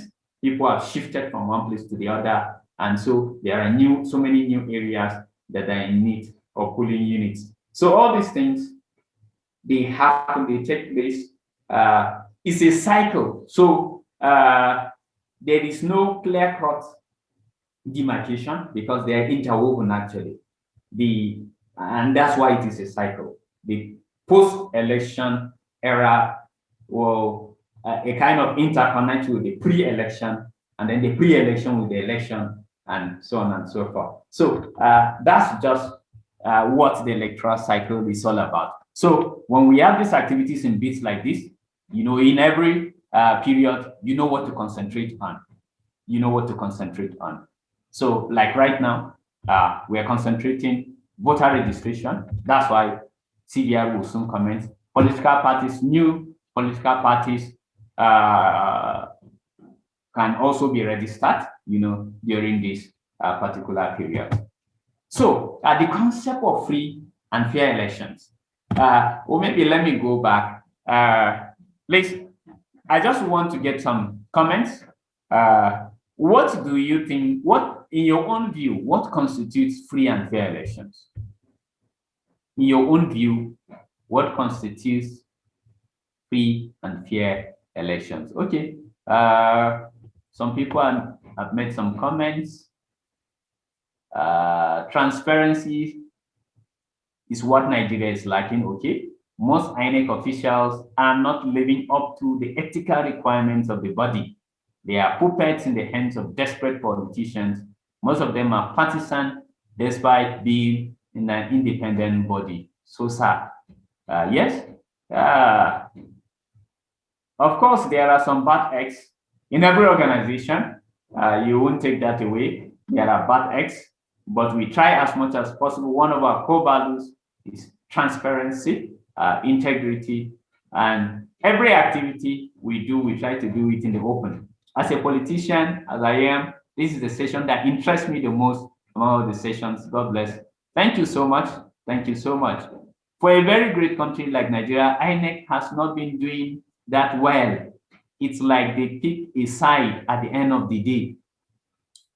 If the voice call recording of Donald Trump asking a state electoral official to inflate votes for him is true, which the officer declined and stick to the wheel. Sorry. Some of the comments are very long. Actually, I won't be able to. But what constitutes, in your own view, what constitutes free and fair elections? I would like to really get some comments. Yes. When we talk of free and fair elections, what constitutes free and fair elections? Okay, somebody said integrity and accountability. Yes. There is need for sincerity of purpose from INEC officials. They should not be used as a tool for manipulation. Justice constitutes very good. That's from Mohammed Ahmad Mala. Okay, open ballot system, transparency, Samson Kepas. All right.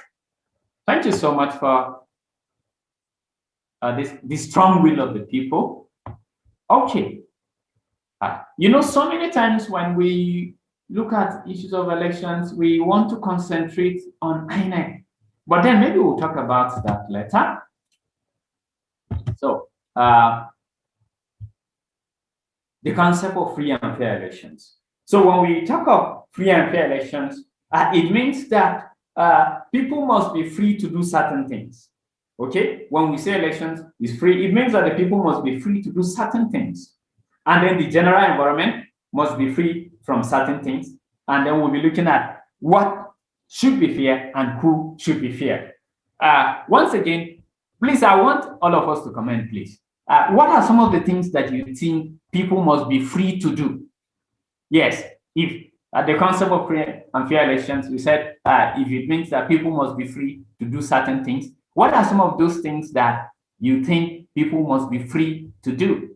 Okay, transparency, people's choice, yes. So please, can we, okay, casting their vote, beautiful. People should be free to cast their vote. Jedida says level of preparedness and strong will, and there is need for strong. Okay, let me get back to that.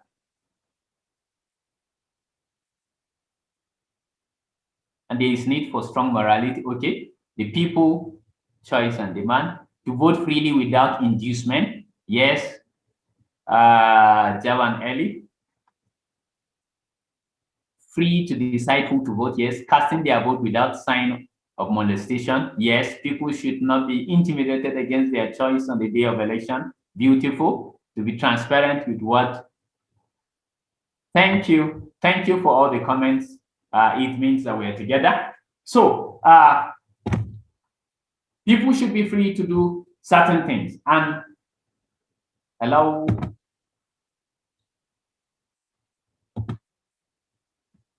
What's happening?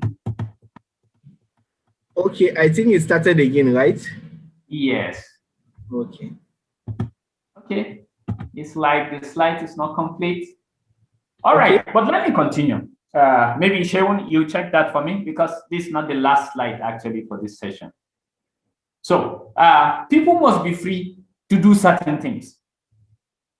And if people must be free to cast their vote. Yes, people must be free to contest elections. Yes, people must be free.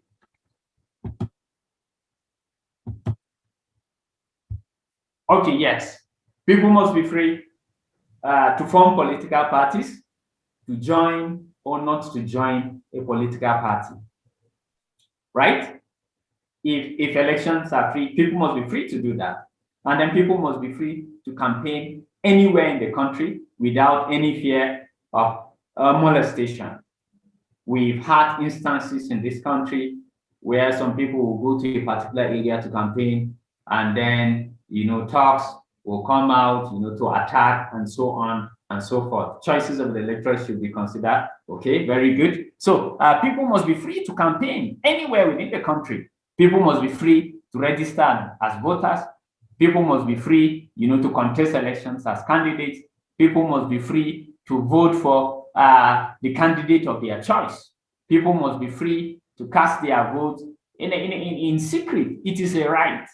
Remember the Universal Declaration on Human Rights and then the International Covenant on Civil and Political Rights. It talks about people casting their vote in secret. So people must be free to vote and to cast that vote in secret. People must be free to participate in political activities, to attend rallies, to attend all meetings. So when we begin to talk of elections being free, people must be free to do these things. Next, the general environment must be free from certain things. It must be free of violence. It must be free of coercion. It must be free of bribery. It must be free of corruption. It must be free of cheating. It must be free of rigging. It must be free of the abuse of incumbency. Because so many times, so many times the government in power tries to interfere, with the conduct of elections. But if elections must be free, it must be free of the abuse of incumbency. Yes, and every negative activity like bribery, corruption, vote buying. Okay, what is abuse of incumbency? Very good. Abuse of incumbency, we have a government in power, and then the government is in charge of the apparatus of force. They are in charge of the police. They are in charge of the army. They are in charge of the armed forces in general. So it will be an abuse of incumbency when the government of the day decides to use police, against the opposition. And we've seen that actually in this country so many times where security agencies are being used, to attack members of the opposition or to prevent members of the opposition access to polling units. So that's an example of abuse of incumbency, actually. Thank you so much, Ibrahim. Then, what should be fair? What should be fair? It means the laws should be fair. The laws must not be discriminatory. The laws must apply equally to all participants in the electoral process. If we have a law, that affects only the northern part of the country and it does not affect the southern part of the country, such a law will be discriminatory. Or you have a law that affects only tall people like me, and that law does not affect short people, it is discriminatory. You have a law that affects only able-bodied electorates and discriminates against people with disabilities, you will be having a problem. When you have laws that discriminate against young people, that discriminates against women and does not grant them access to the electoral process, then you're going to have a problem. So the laws must be fair. The laws must be fair. And over the years, the issue of women participation has been on the front burners, and the INEC has made provisions to say that we here in the north, where women don't mix up with men, INEC has made provision for separate queues for men and separate queues for women. Talking about people with disabilities, also the PWDs, INEC has also included them. A lot of efforts has been put in place, to ensure that the blind people can vote without necessarily asking somebody to help them. We during the 2019 general elections, we had the braille, ballot, so that a blind man can vote without asking you to help him. We've also introduced magnifying glasses for albinos and other people that have problem with their eyes, so that they can be able to see. There are instances where INEC has to build ramps so that people who are using wheelchairs can be able to access the polling units. So all these things. So the law must not be discriminatory. Then the regulations do not set up requirements that are difficult for people to fulfill. Assuming now, you say for you to be able to vote, you must be ICT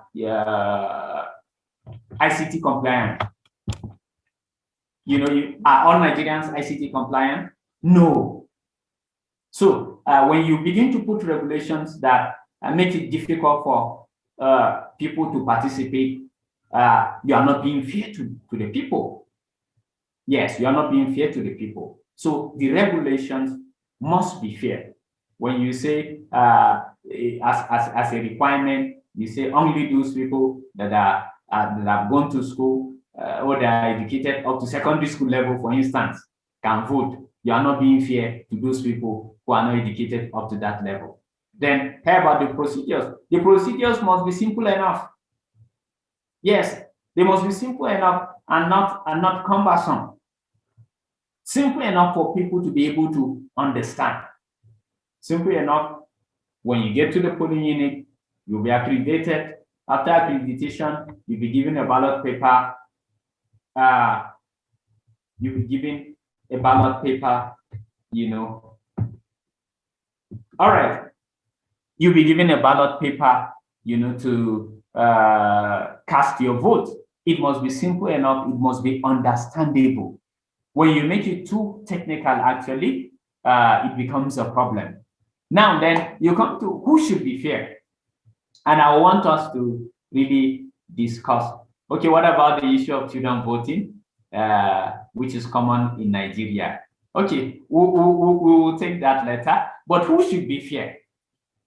So many times when things go wrong in elections, we always engage in pushing blames. Everybody wants to push blame. No, it is INEC. No, it is the government in power. No, it is the police, and so on and so forth. But of course, yes, that has its place. The election management body, that's EMB. EMB is election management body, and all election officials must be fair. They must be fair for an election to be free and fair. Then the government of the day must be free and fair. We talked about the abuse of incumbency. So government must be fair on its own part. How about political parties and their candidates? We've had instances where political parties and their candidates, cordoned up their own strongholds, and refuse to allow access to supporters of the opposition, to polling units. So it becomes a major problem. So political parties must be fair. Candidates must be fair. And so many times, when you find out that there is abuse of the electoral process in the polling unit, the perpetrators are political parties and their candidates. So parties must be fair, candidates must be fair. How about the electorate? We've had instances where we post, election core members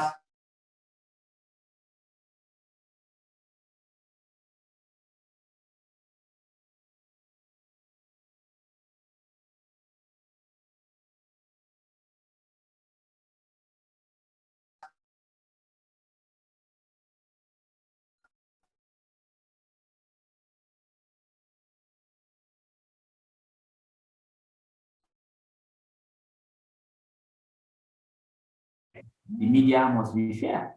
The media can set the whole country ablaze. Yes, thank you. All relevant stakeholders in the electoral process should be fair. Of course, everybody. So,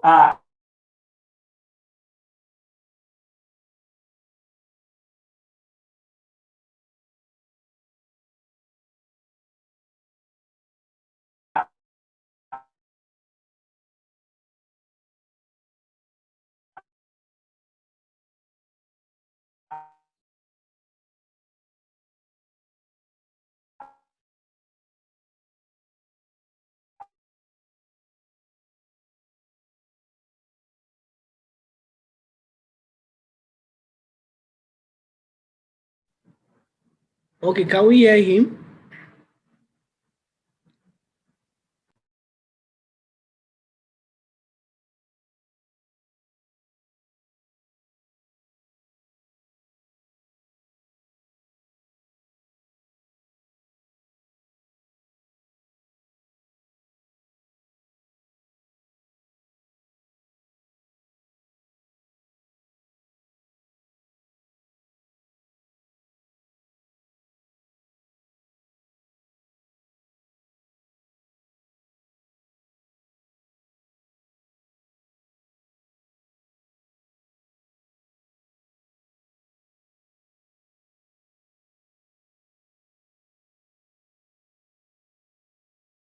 Everyone, sorry, I guess Mr. Moret is having challenges with the network.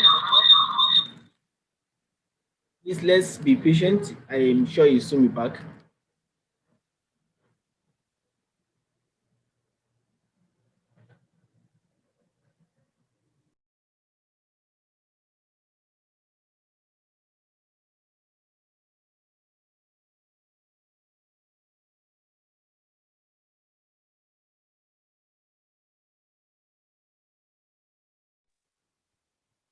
all right.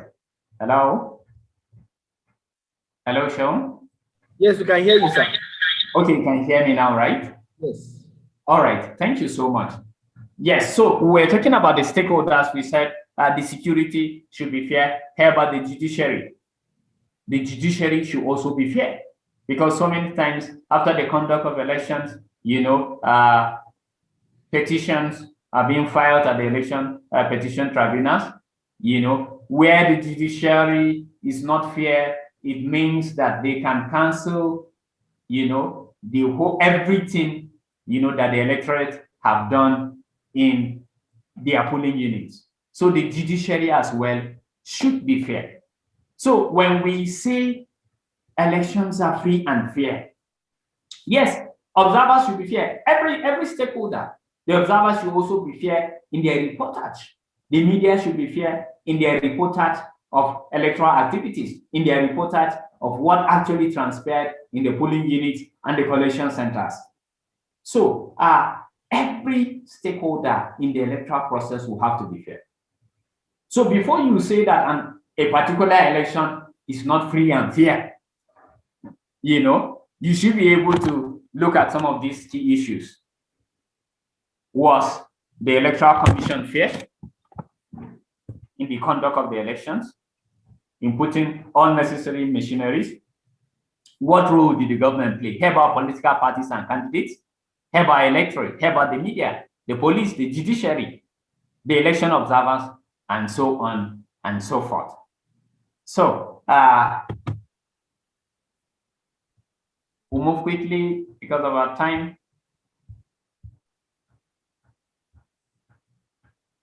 I had added something on the guiding principles of elections, Sean. Okay. Yes. Well, if it is not there, there are guiding principles actually. And there are three things I just want to mention. The issue of representation.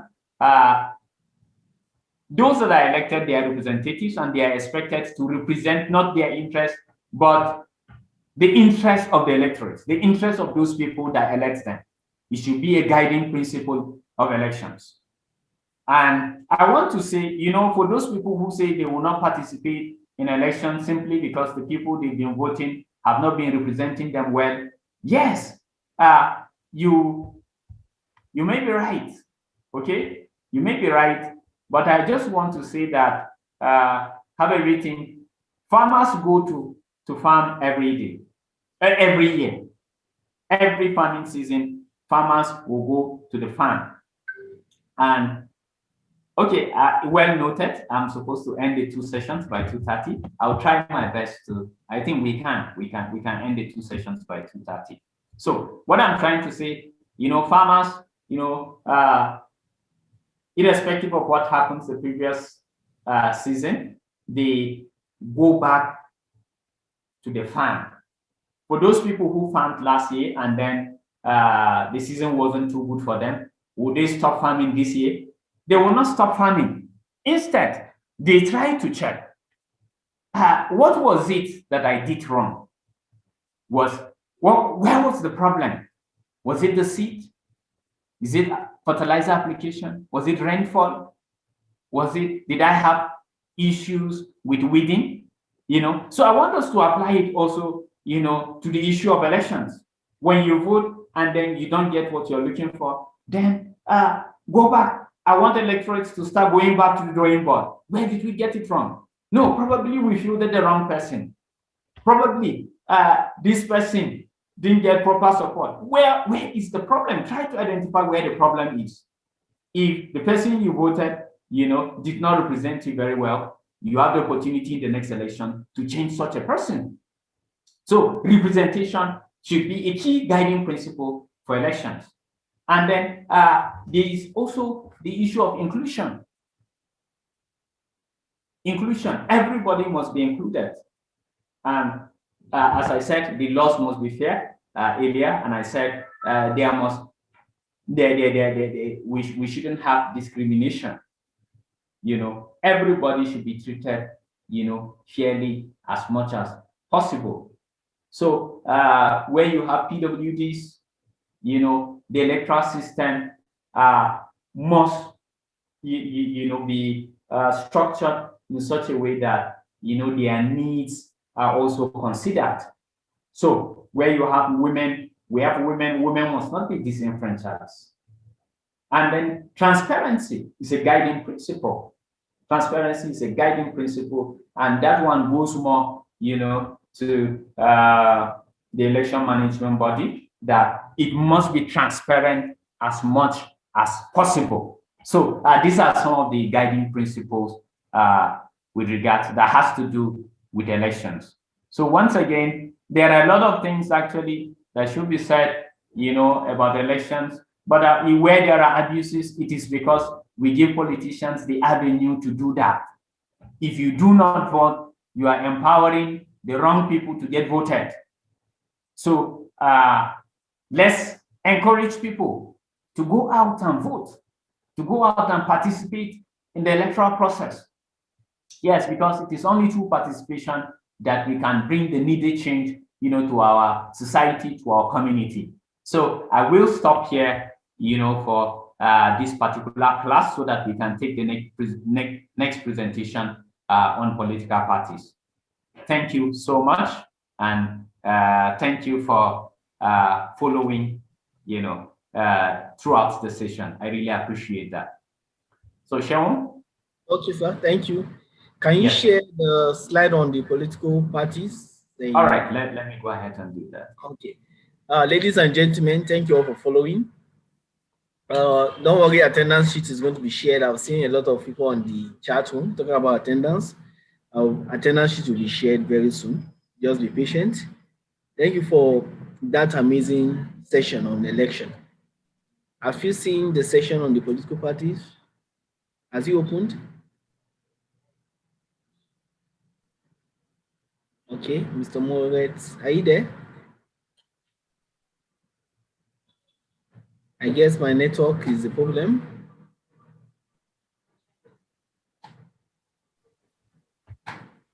Can you hear me? Hello, sir. Yes, I can hear you. Have you gotten the sessions? I'm trying to.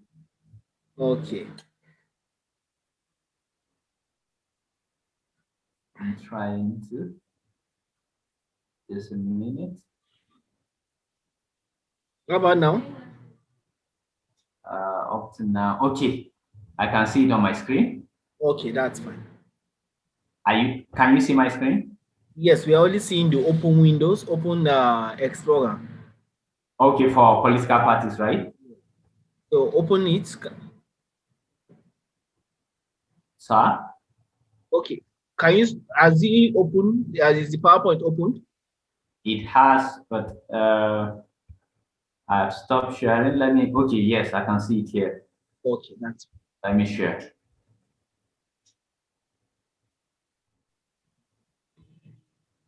Good. So can you see my screen, sir? Yes, it's coming up. It's coming up.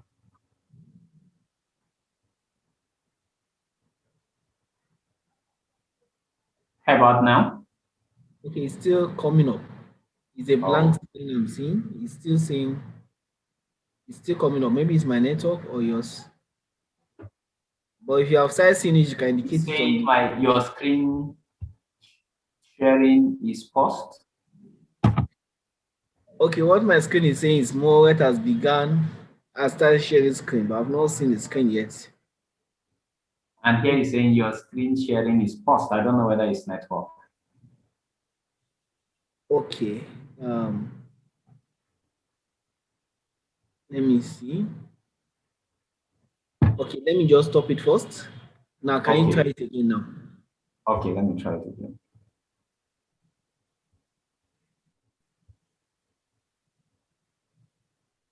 Okay. Okay, now, beautiful. It's showing pause, right? Yes. Okay, go to the top. You see a place to resume or to start. Have you seen? Okay, resume share. Yes. Okay.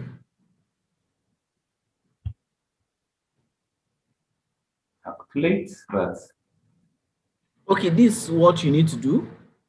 Yes. Open the initial presentation and close it. So, you know, you were sharing earlier when I started sharing from my end. Yes. Okay. So maybe that's the reason. I should stop sharing. Stop sharing, yes. Good. Okay, close the earlier presentations and leave only the political parties. Okay.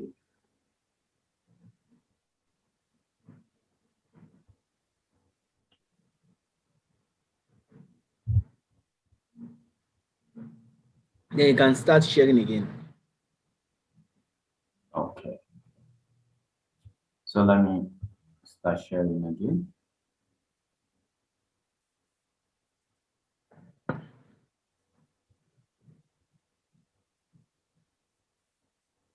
Good. Can you see? Can you see my screen?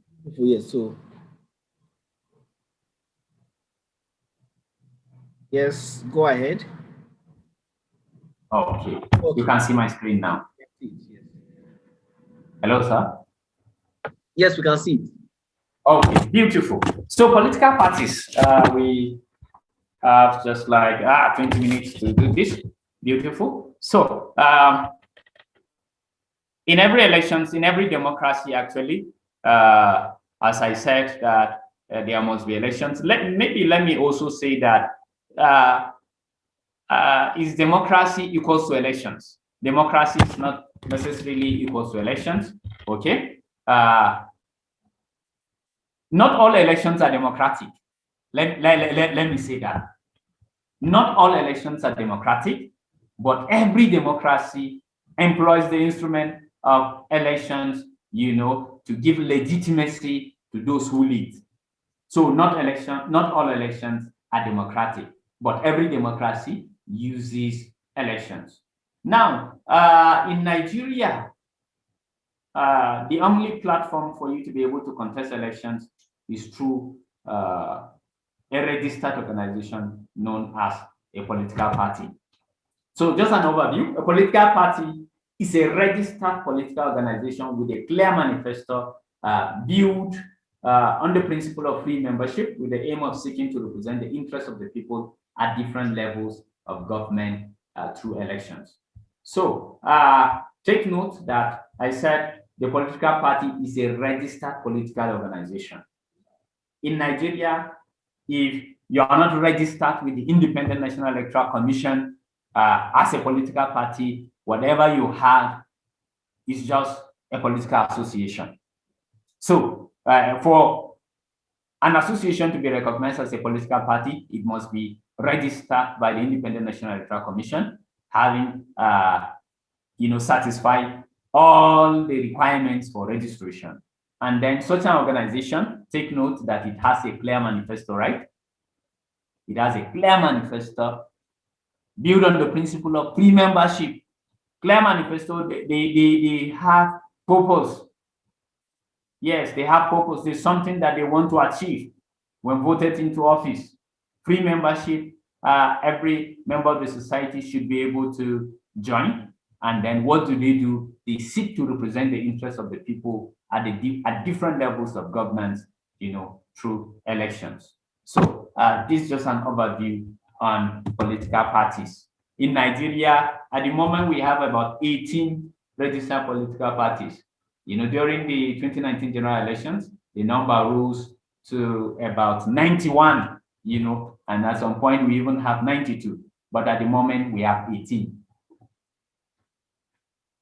18 registered political parties, each have their logo, and the logos are distinct, and they have different acronyms as well. So what are the characteristics of political parties? They are organized. The first is that they are organized structurally. They have a structure. They have a structure. Typically, the political parties in Nigeria, they have a national body. They are organized. They are at the national level. They are also organized at the geopolitical level, the 6 geopolitical zones. Typically, our political parties have a structure at that level. They have a structure at the state level, have a structure even at the senatorial district level. They have a structure at the local government level. And then the last but not the least, they have a structure at the ward level. So they are well organized from top to bottom, from the national level down to the local level. They are organized. They have common ideology. And every political party should be driven by an ideology. Even though so many people have argued that the political parties in Nigeria do not have an ideology, but we see that in other developed climes, like in the United States, the Democrats, what they stand for, liberality. The Republicans, they are more of conservatives. In the UK, you have the Conservative Party as well. You have the Labour Party, and so on and so forth. All these people, they are being driven by certain ideology. So political parties should be able to have an ideology, what they believe in. And then they must have the objective, why are they seeking for political power? Why are they seeking for political power? What's their main objective? What will they do with the power when being elected, into office? And then they employ constitutional and peaceful methods in seeking control over the government through elections. Yes. While in power, it translates its declared objectives or programs into government policies. So very key, a political party must have a manifesto, what we call a manifesto, or they must have their own programs, so that by the time they get into office, they can now translate these objectives or these programs into government policies. You agree with me that this is lacking actually in Nigeria, such that it is when the government gets into power that they start thinking of their programs. The reverse ought to be the case. Every political party should have its programs laid out such that when they get into power, they can now translate these programs into government policies. So these are some of the characteristics of political parties. And they have functions in 4 primary areas. Political parties have functions in 4 primary areas, and one is citizen participation. Political parties create a platform for citizens to become directly involved, in the governance of the community of their country. Yes, they provide a mechanism, and means for individual citizens to become directly involved in how a country is governed and run. They provide that platform. If you are a member of a political party, chances are that, you can either elect, a party can either elect nominate their candidate through direct or indirect primaries. Where you have direct primaries, you can only participate in direct primaries if you are a member of a political party. So they create that platform for citizen participation, participate in nominating candidates, and then the candidates are the ones that contest, in the elections. So they create that avenue for citizens to say, no, instead of this person will represent the interests of our party the most. So this person should be nominated as our candidate in this in a particular election. And the policy development, political parties, they ought to be engine room, the engine room of government. They said they are factories of ideas, policies, and plans for how the country should be run and how challenges facing the country should be addressed. So they can serve as the engine room for policy development. Political parties ought to be involved in research. They ought to be involved in coming up with policies, alternatives, whether in government or not. They ought to be coming up with, ideas, that can solve the country's challenges. And as I said, sadly, what we have is that people coming into government are now trying to find out, trying to look for ways on how to deal with the challenges. But policy development ought to be one of the primary functions of political parties. They should present to the public what they intend to do when being voted into office. Election competition, this is what they do most. Political parties provide a means to compete peacefully for political power through elections. They are the only platforms in Nigeria, that you can use to contest elections. The 1999 Constitution, as amended, does not provide for independent candidacy. Please note that. So if you must contest an election, you must be a member of a political party, and they provide that platform for election competition.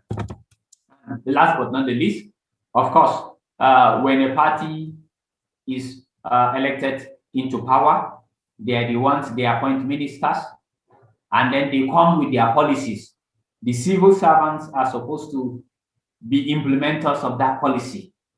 So, of course, the party in power is in charge of government institutions, and they promote healthy governing institutions by the work they do when in power. They also advance higher levels of accountability by the scrutiny they provide when in opposition.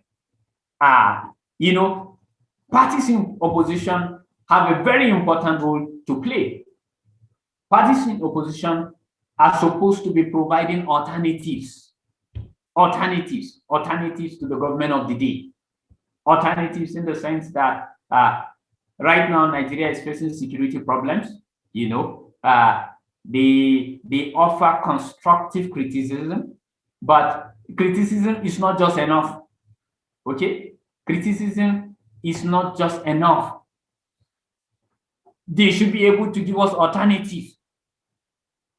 If the APC is not tackling security issues correctly, PDP should be able to come out and tell us that when voted into power, this is how they are going to tackle the security problems in this country. So not just mere fantasies, but it is on that basis that the electorate are supposed to go out and say, okay, these persons have presented their programs. If this party has failed, we can now try this particular party. So opposition parties, they play very critical roles. Pascalis say okay, voter education should be encouraged. Sometimes we can't wait for 4 years to vote out the person. Even if we do, how sure are we there won't be manipulation to bring the person back to power? Okay, we'll take some of the comments maybe at the end of the session. So next, the roles of political parties. As I said, they play key roles in policy formulation. Key roles in policy formulation. And then it is the party in power, that determines the direction of our country. Yes. So formulating policy and vision of the party for the country. Yes. Every political party, should have its policies. They're involved in policy formulation. They're involved in, trying to coming up with vision. They have a vision actually for the country. The vision of the party is for the country. So promoting parties, ideals, and ideology. Every political party, they try to promote their own ideals. They try to promote their own ideology, even though as all of us who agree, our political parties in this country rarely have an ideal. They do actually, but it is in the negative. It is I chop, you chop. That's quite the ideology, frankly speaking. But every political party should be able to have its own ideology, and they should be able to promote their own ideals and their own ideology. Enlightening and mobilizing its members or supporters to register and vote is one key roles that the political parties play. Political parties are supposed to be involved in voter education. They are supposed to be involved in voter education, telling the electorate, encouraging them, making them to see reasons why they should register in the first place, and making them to see reasons why they must come out on election day and vote. And then they also play the role of defending the interests of their members and their own ideals. Very important. Yes, they play this role. They defend the interests of their members, and they defend their own ideology, their own ideals, what they believe in. And they do that, so many times when you see, when those in opposition criticize the government in power, it is the responsibility of the political party to come out and defend their own party.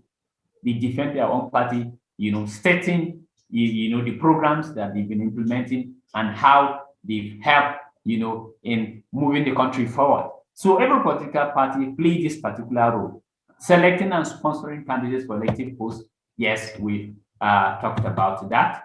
Conducting election campaigns. It is the political party that organizes for campaigns, and they go all out to campaign. And as I said, we vote for the party and not the candidate in Nigeria, because at the end of the day, it is the party that you see on the ballots now. Even though, yes, we should be voting for candidate, of course. So when you are voting for candidate, you look at the candidate, you must vote for his political party. They monitor the performance of elected representatives. These are roles that political parties ought to be playing. And if political parties play this role, monitor the elected representatives, I think our country will be the better for it. Mediating the relationship between citizens and their government. Of course, political parties are supposed to be channels through which the citizens can talk to the government, can communicate their challenges to the government. Then providing channels through which people hold their elected party officials accountable for their actions in government. Yes, people hold their elected officials accountable. During elections, of course, every person in government has the opportunity to go back. You have to go back to his party if you want to be re-elected. You have to go through nomination. So if he has not represented the ideals of the party well, at that stage, members of the political party have the right to seek for accountability, and they have the right to nominate that person or not. So they provide these channels, and they do even more. The benefits,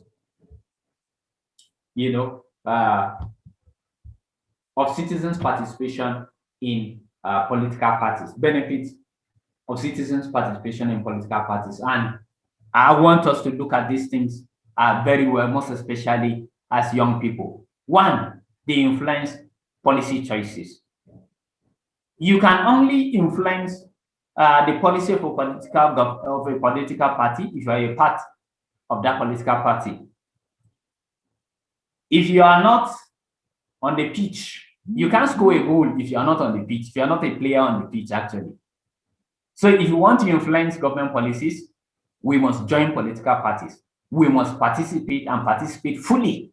You can't just stand as a spectator and you score a goal from the sidelines. It's never possible.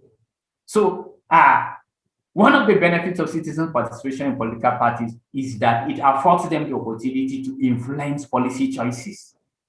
And I want to encourage, if you're not a member of a political party, please go and join a political party. Then engage political leaders. They provide a platform, for citizens to be able to engage their leaders. It is much more easier if you're a member of the party. You can engage him. You can have access if you are not close, if you are not a member. So you can only engage and challenge them and seek accountability, Though, yes, as citizens, we can. But even more, those people who are members of a political party, they can challenge elected officials simply because they were part of their nomination. And they will still have a role in their renomination, when they're seeking re-election. And then citizens also have the opportunity to run for electoral office, through a political party. So these three benefits citizens have, when they participate in political parties, when they join a political party. Now, I just want us to discuss, maybe let's go to the comment section. What are some of the stumbling blocks to youth participation in political parties in Nigeria? Mostly when you go to our wards, you discover that so many times actually, the ward officials, they are not well educated. Some of them are old, all they think of is their stomach. So what do you think are some of the stumbling blocks to youth participation in political parties in Nigeria? Corruption. Okay, yes, issue of corruption. Please, I would like to get some comments here as we try to round up. What do you think? What do you think are some of the stumbling blocks? What are some of the stumbling blocks? Most of the times you discover that youths are being used as political talks. Selfish interest, yes. Selfishness by our elders. Fear of the unknown, okay. Financial situation, yes. Lack of vision. Godfathers. Sometimes, obviously, the youths are not ready. Lack of capacity, I guess. Youths are used as a means to an end. Youth foolishness. Political apathy. Yes, what's the reason for that political apathy? Our youth are lazy, okay? Lack of funds, literacy and poverty. Illiteracy and poverty, okay? The youths are the stumbling blocks themselves because we always refuse to join any political party. Yes, lack of vision, lack of hard work. All right, thank you so much. Poor political education. Reason for political party result from bad governance, thuggery, youth sensitiveness, religion, sectionalism, lack of ambition. Thank you so much for all these comments. These are very true. Now, the truth is that you can't be able to influence anything in this country. These political parties, they are the ones that nominate candidates for elections. And if they are the ones that nominate candidates for elections, it means that you can't win and you can't even contest if you can't contest an election if you are not coming on the platform of a political party. So political parties afford you the opportunity to be involved in the nomination of candidates at the party level. So really, I want to encourage young people, let's get involved. Let's get involved. If there is illiteracy, if there is lack of awareness, yes, there must be sensitization, I believe, and that's why we're going through this particular, this Youth Civic Engagement Academy. Some of you will be going out there as voter educators, and so you are the ones who sensitize young people on the need to participate in political party activities, not only as thugs, not only as perpetrators of violence, but in key decision making. Key decision making. It's high time youth wake up and participate actively in key decision making, including nomination of candidates at the political party. Being a member of a political party, you can also participate in shaping the policy, shaping the manifesto of that particular political party. Talking about lack of capacity. Yes, youth might not have the capacity for engagement, but when you join a political party, you learn the dynamics of political party administration. You learn the dynamics of political party administration. You can only learn when you are in. You can't learn when you are standing by the sidelines. Okay, so I just brought this, included this slide, so that we begin to think, what are the stumbling blocks? Are they insurmountable? They are not insurmountable. Now, there are guidelines. Lastly, there are conditions for registration of political parties in Nigeria. Perhaps I won't be surprised if we have people here who want to form political parties. Of course, you are not too young to form political parties. Yes, you are not too young to form political parties.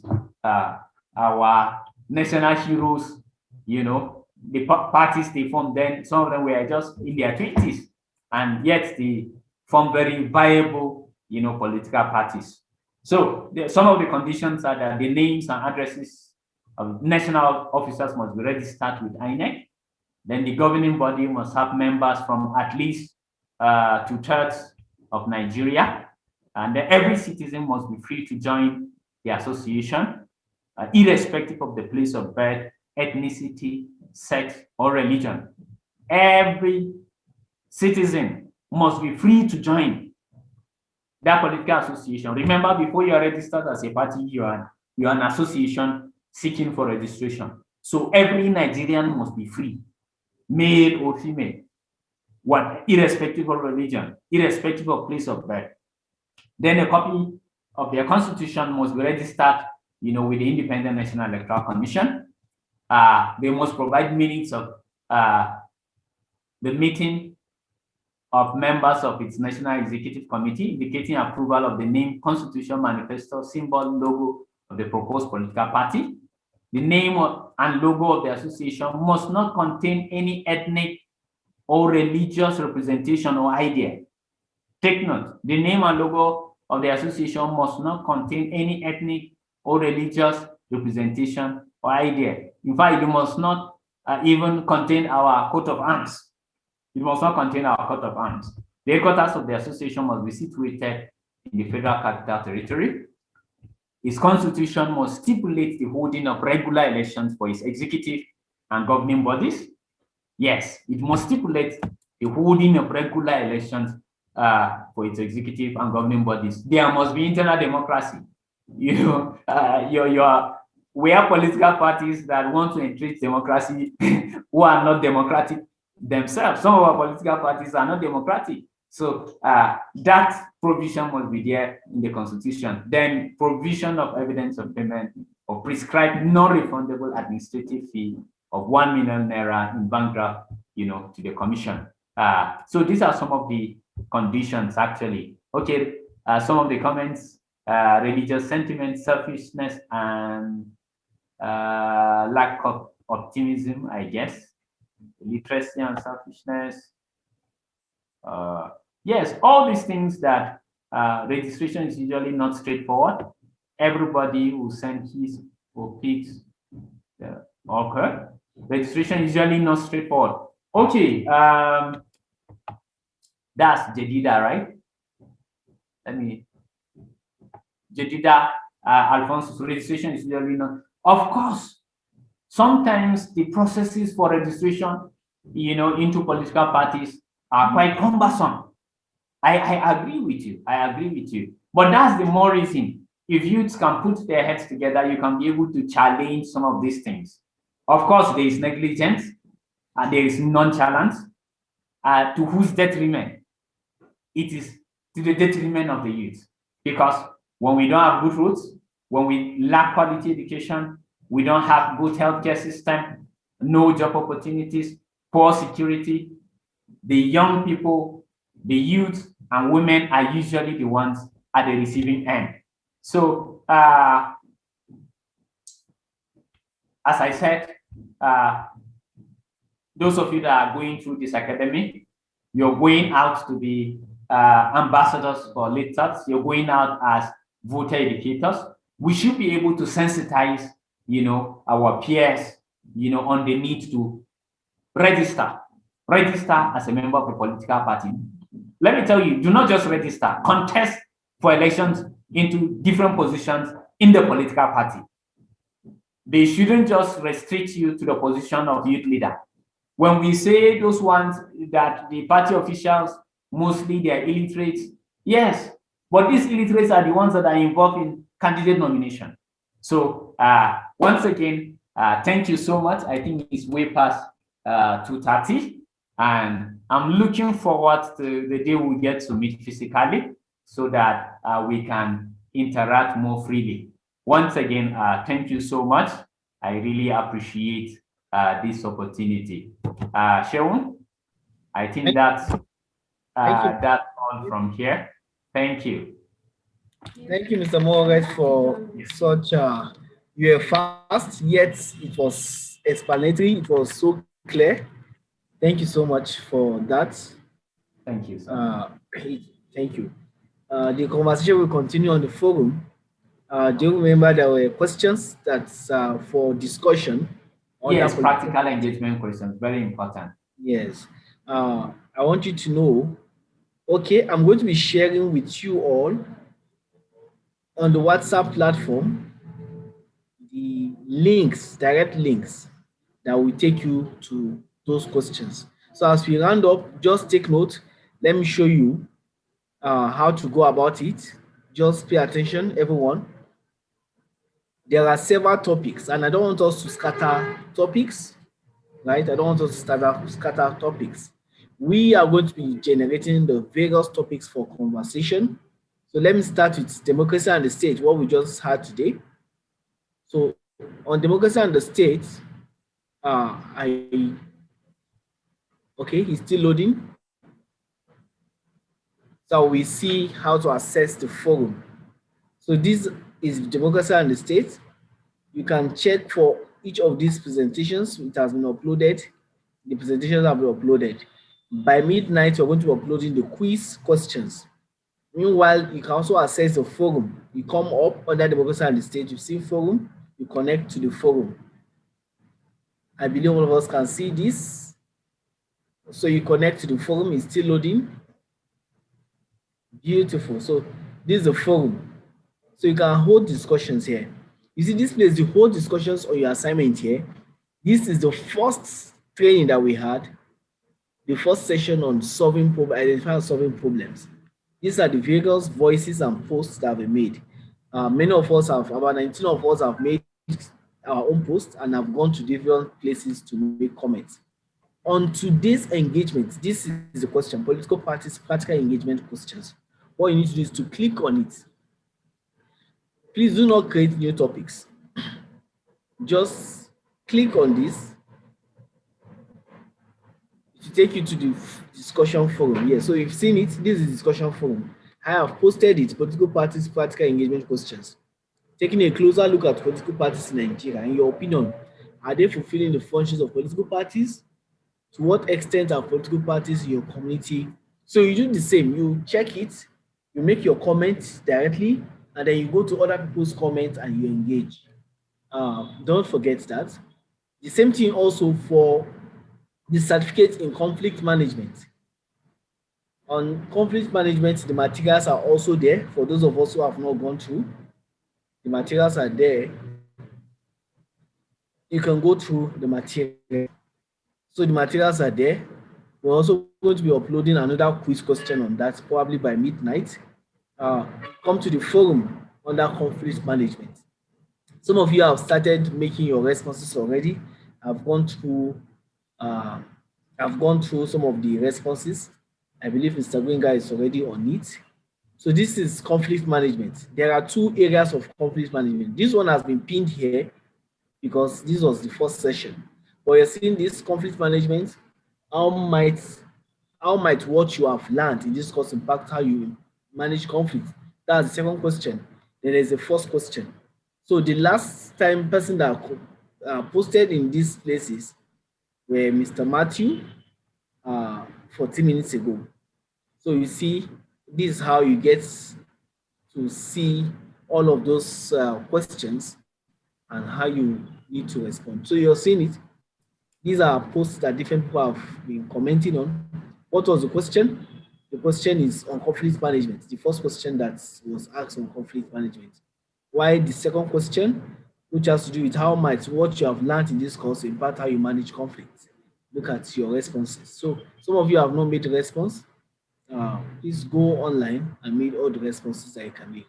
I like the fact that some people have customized their own portal.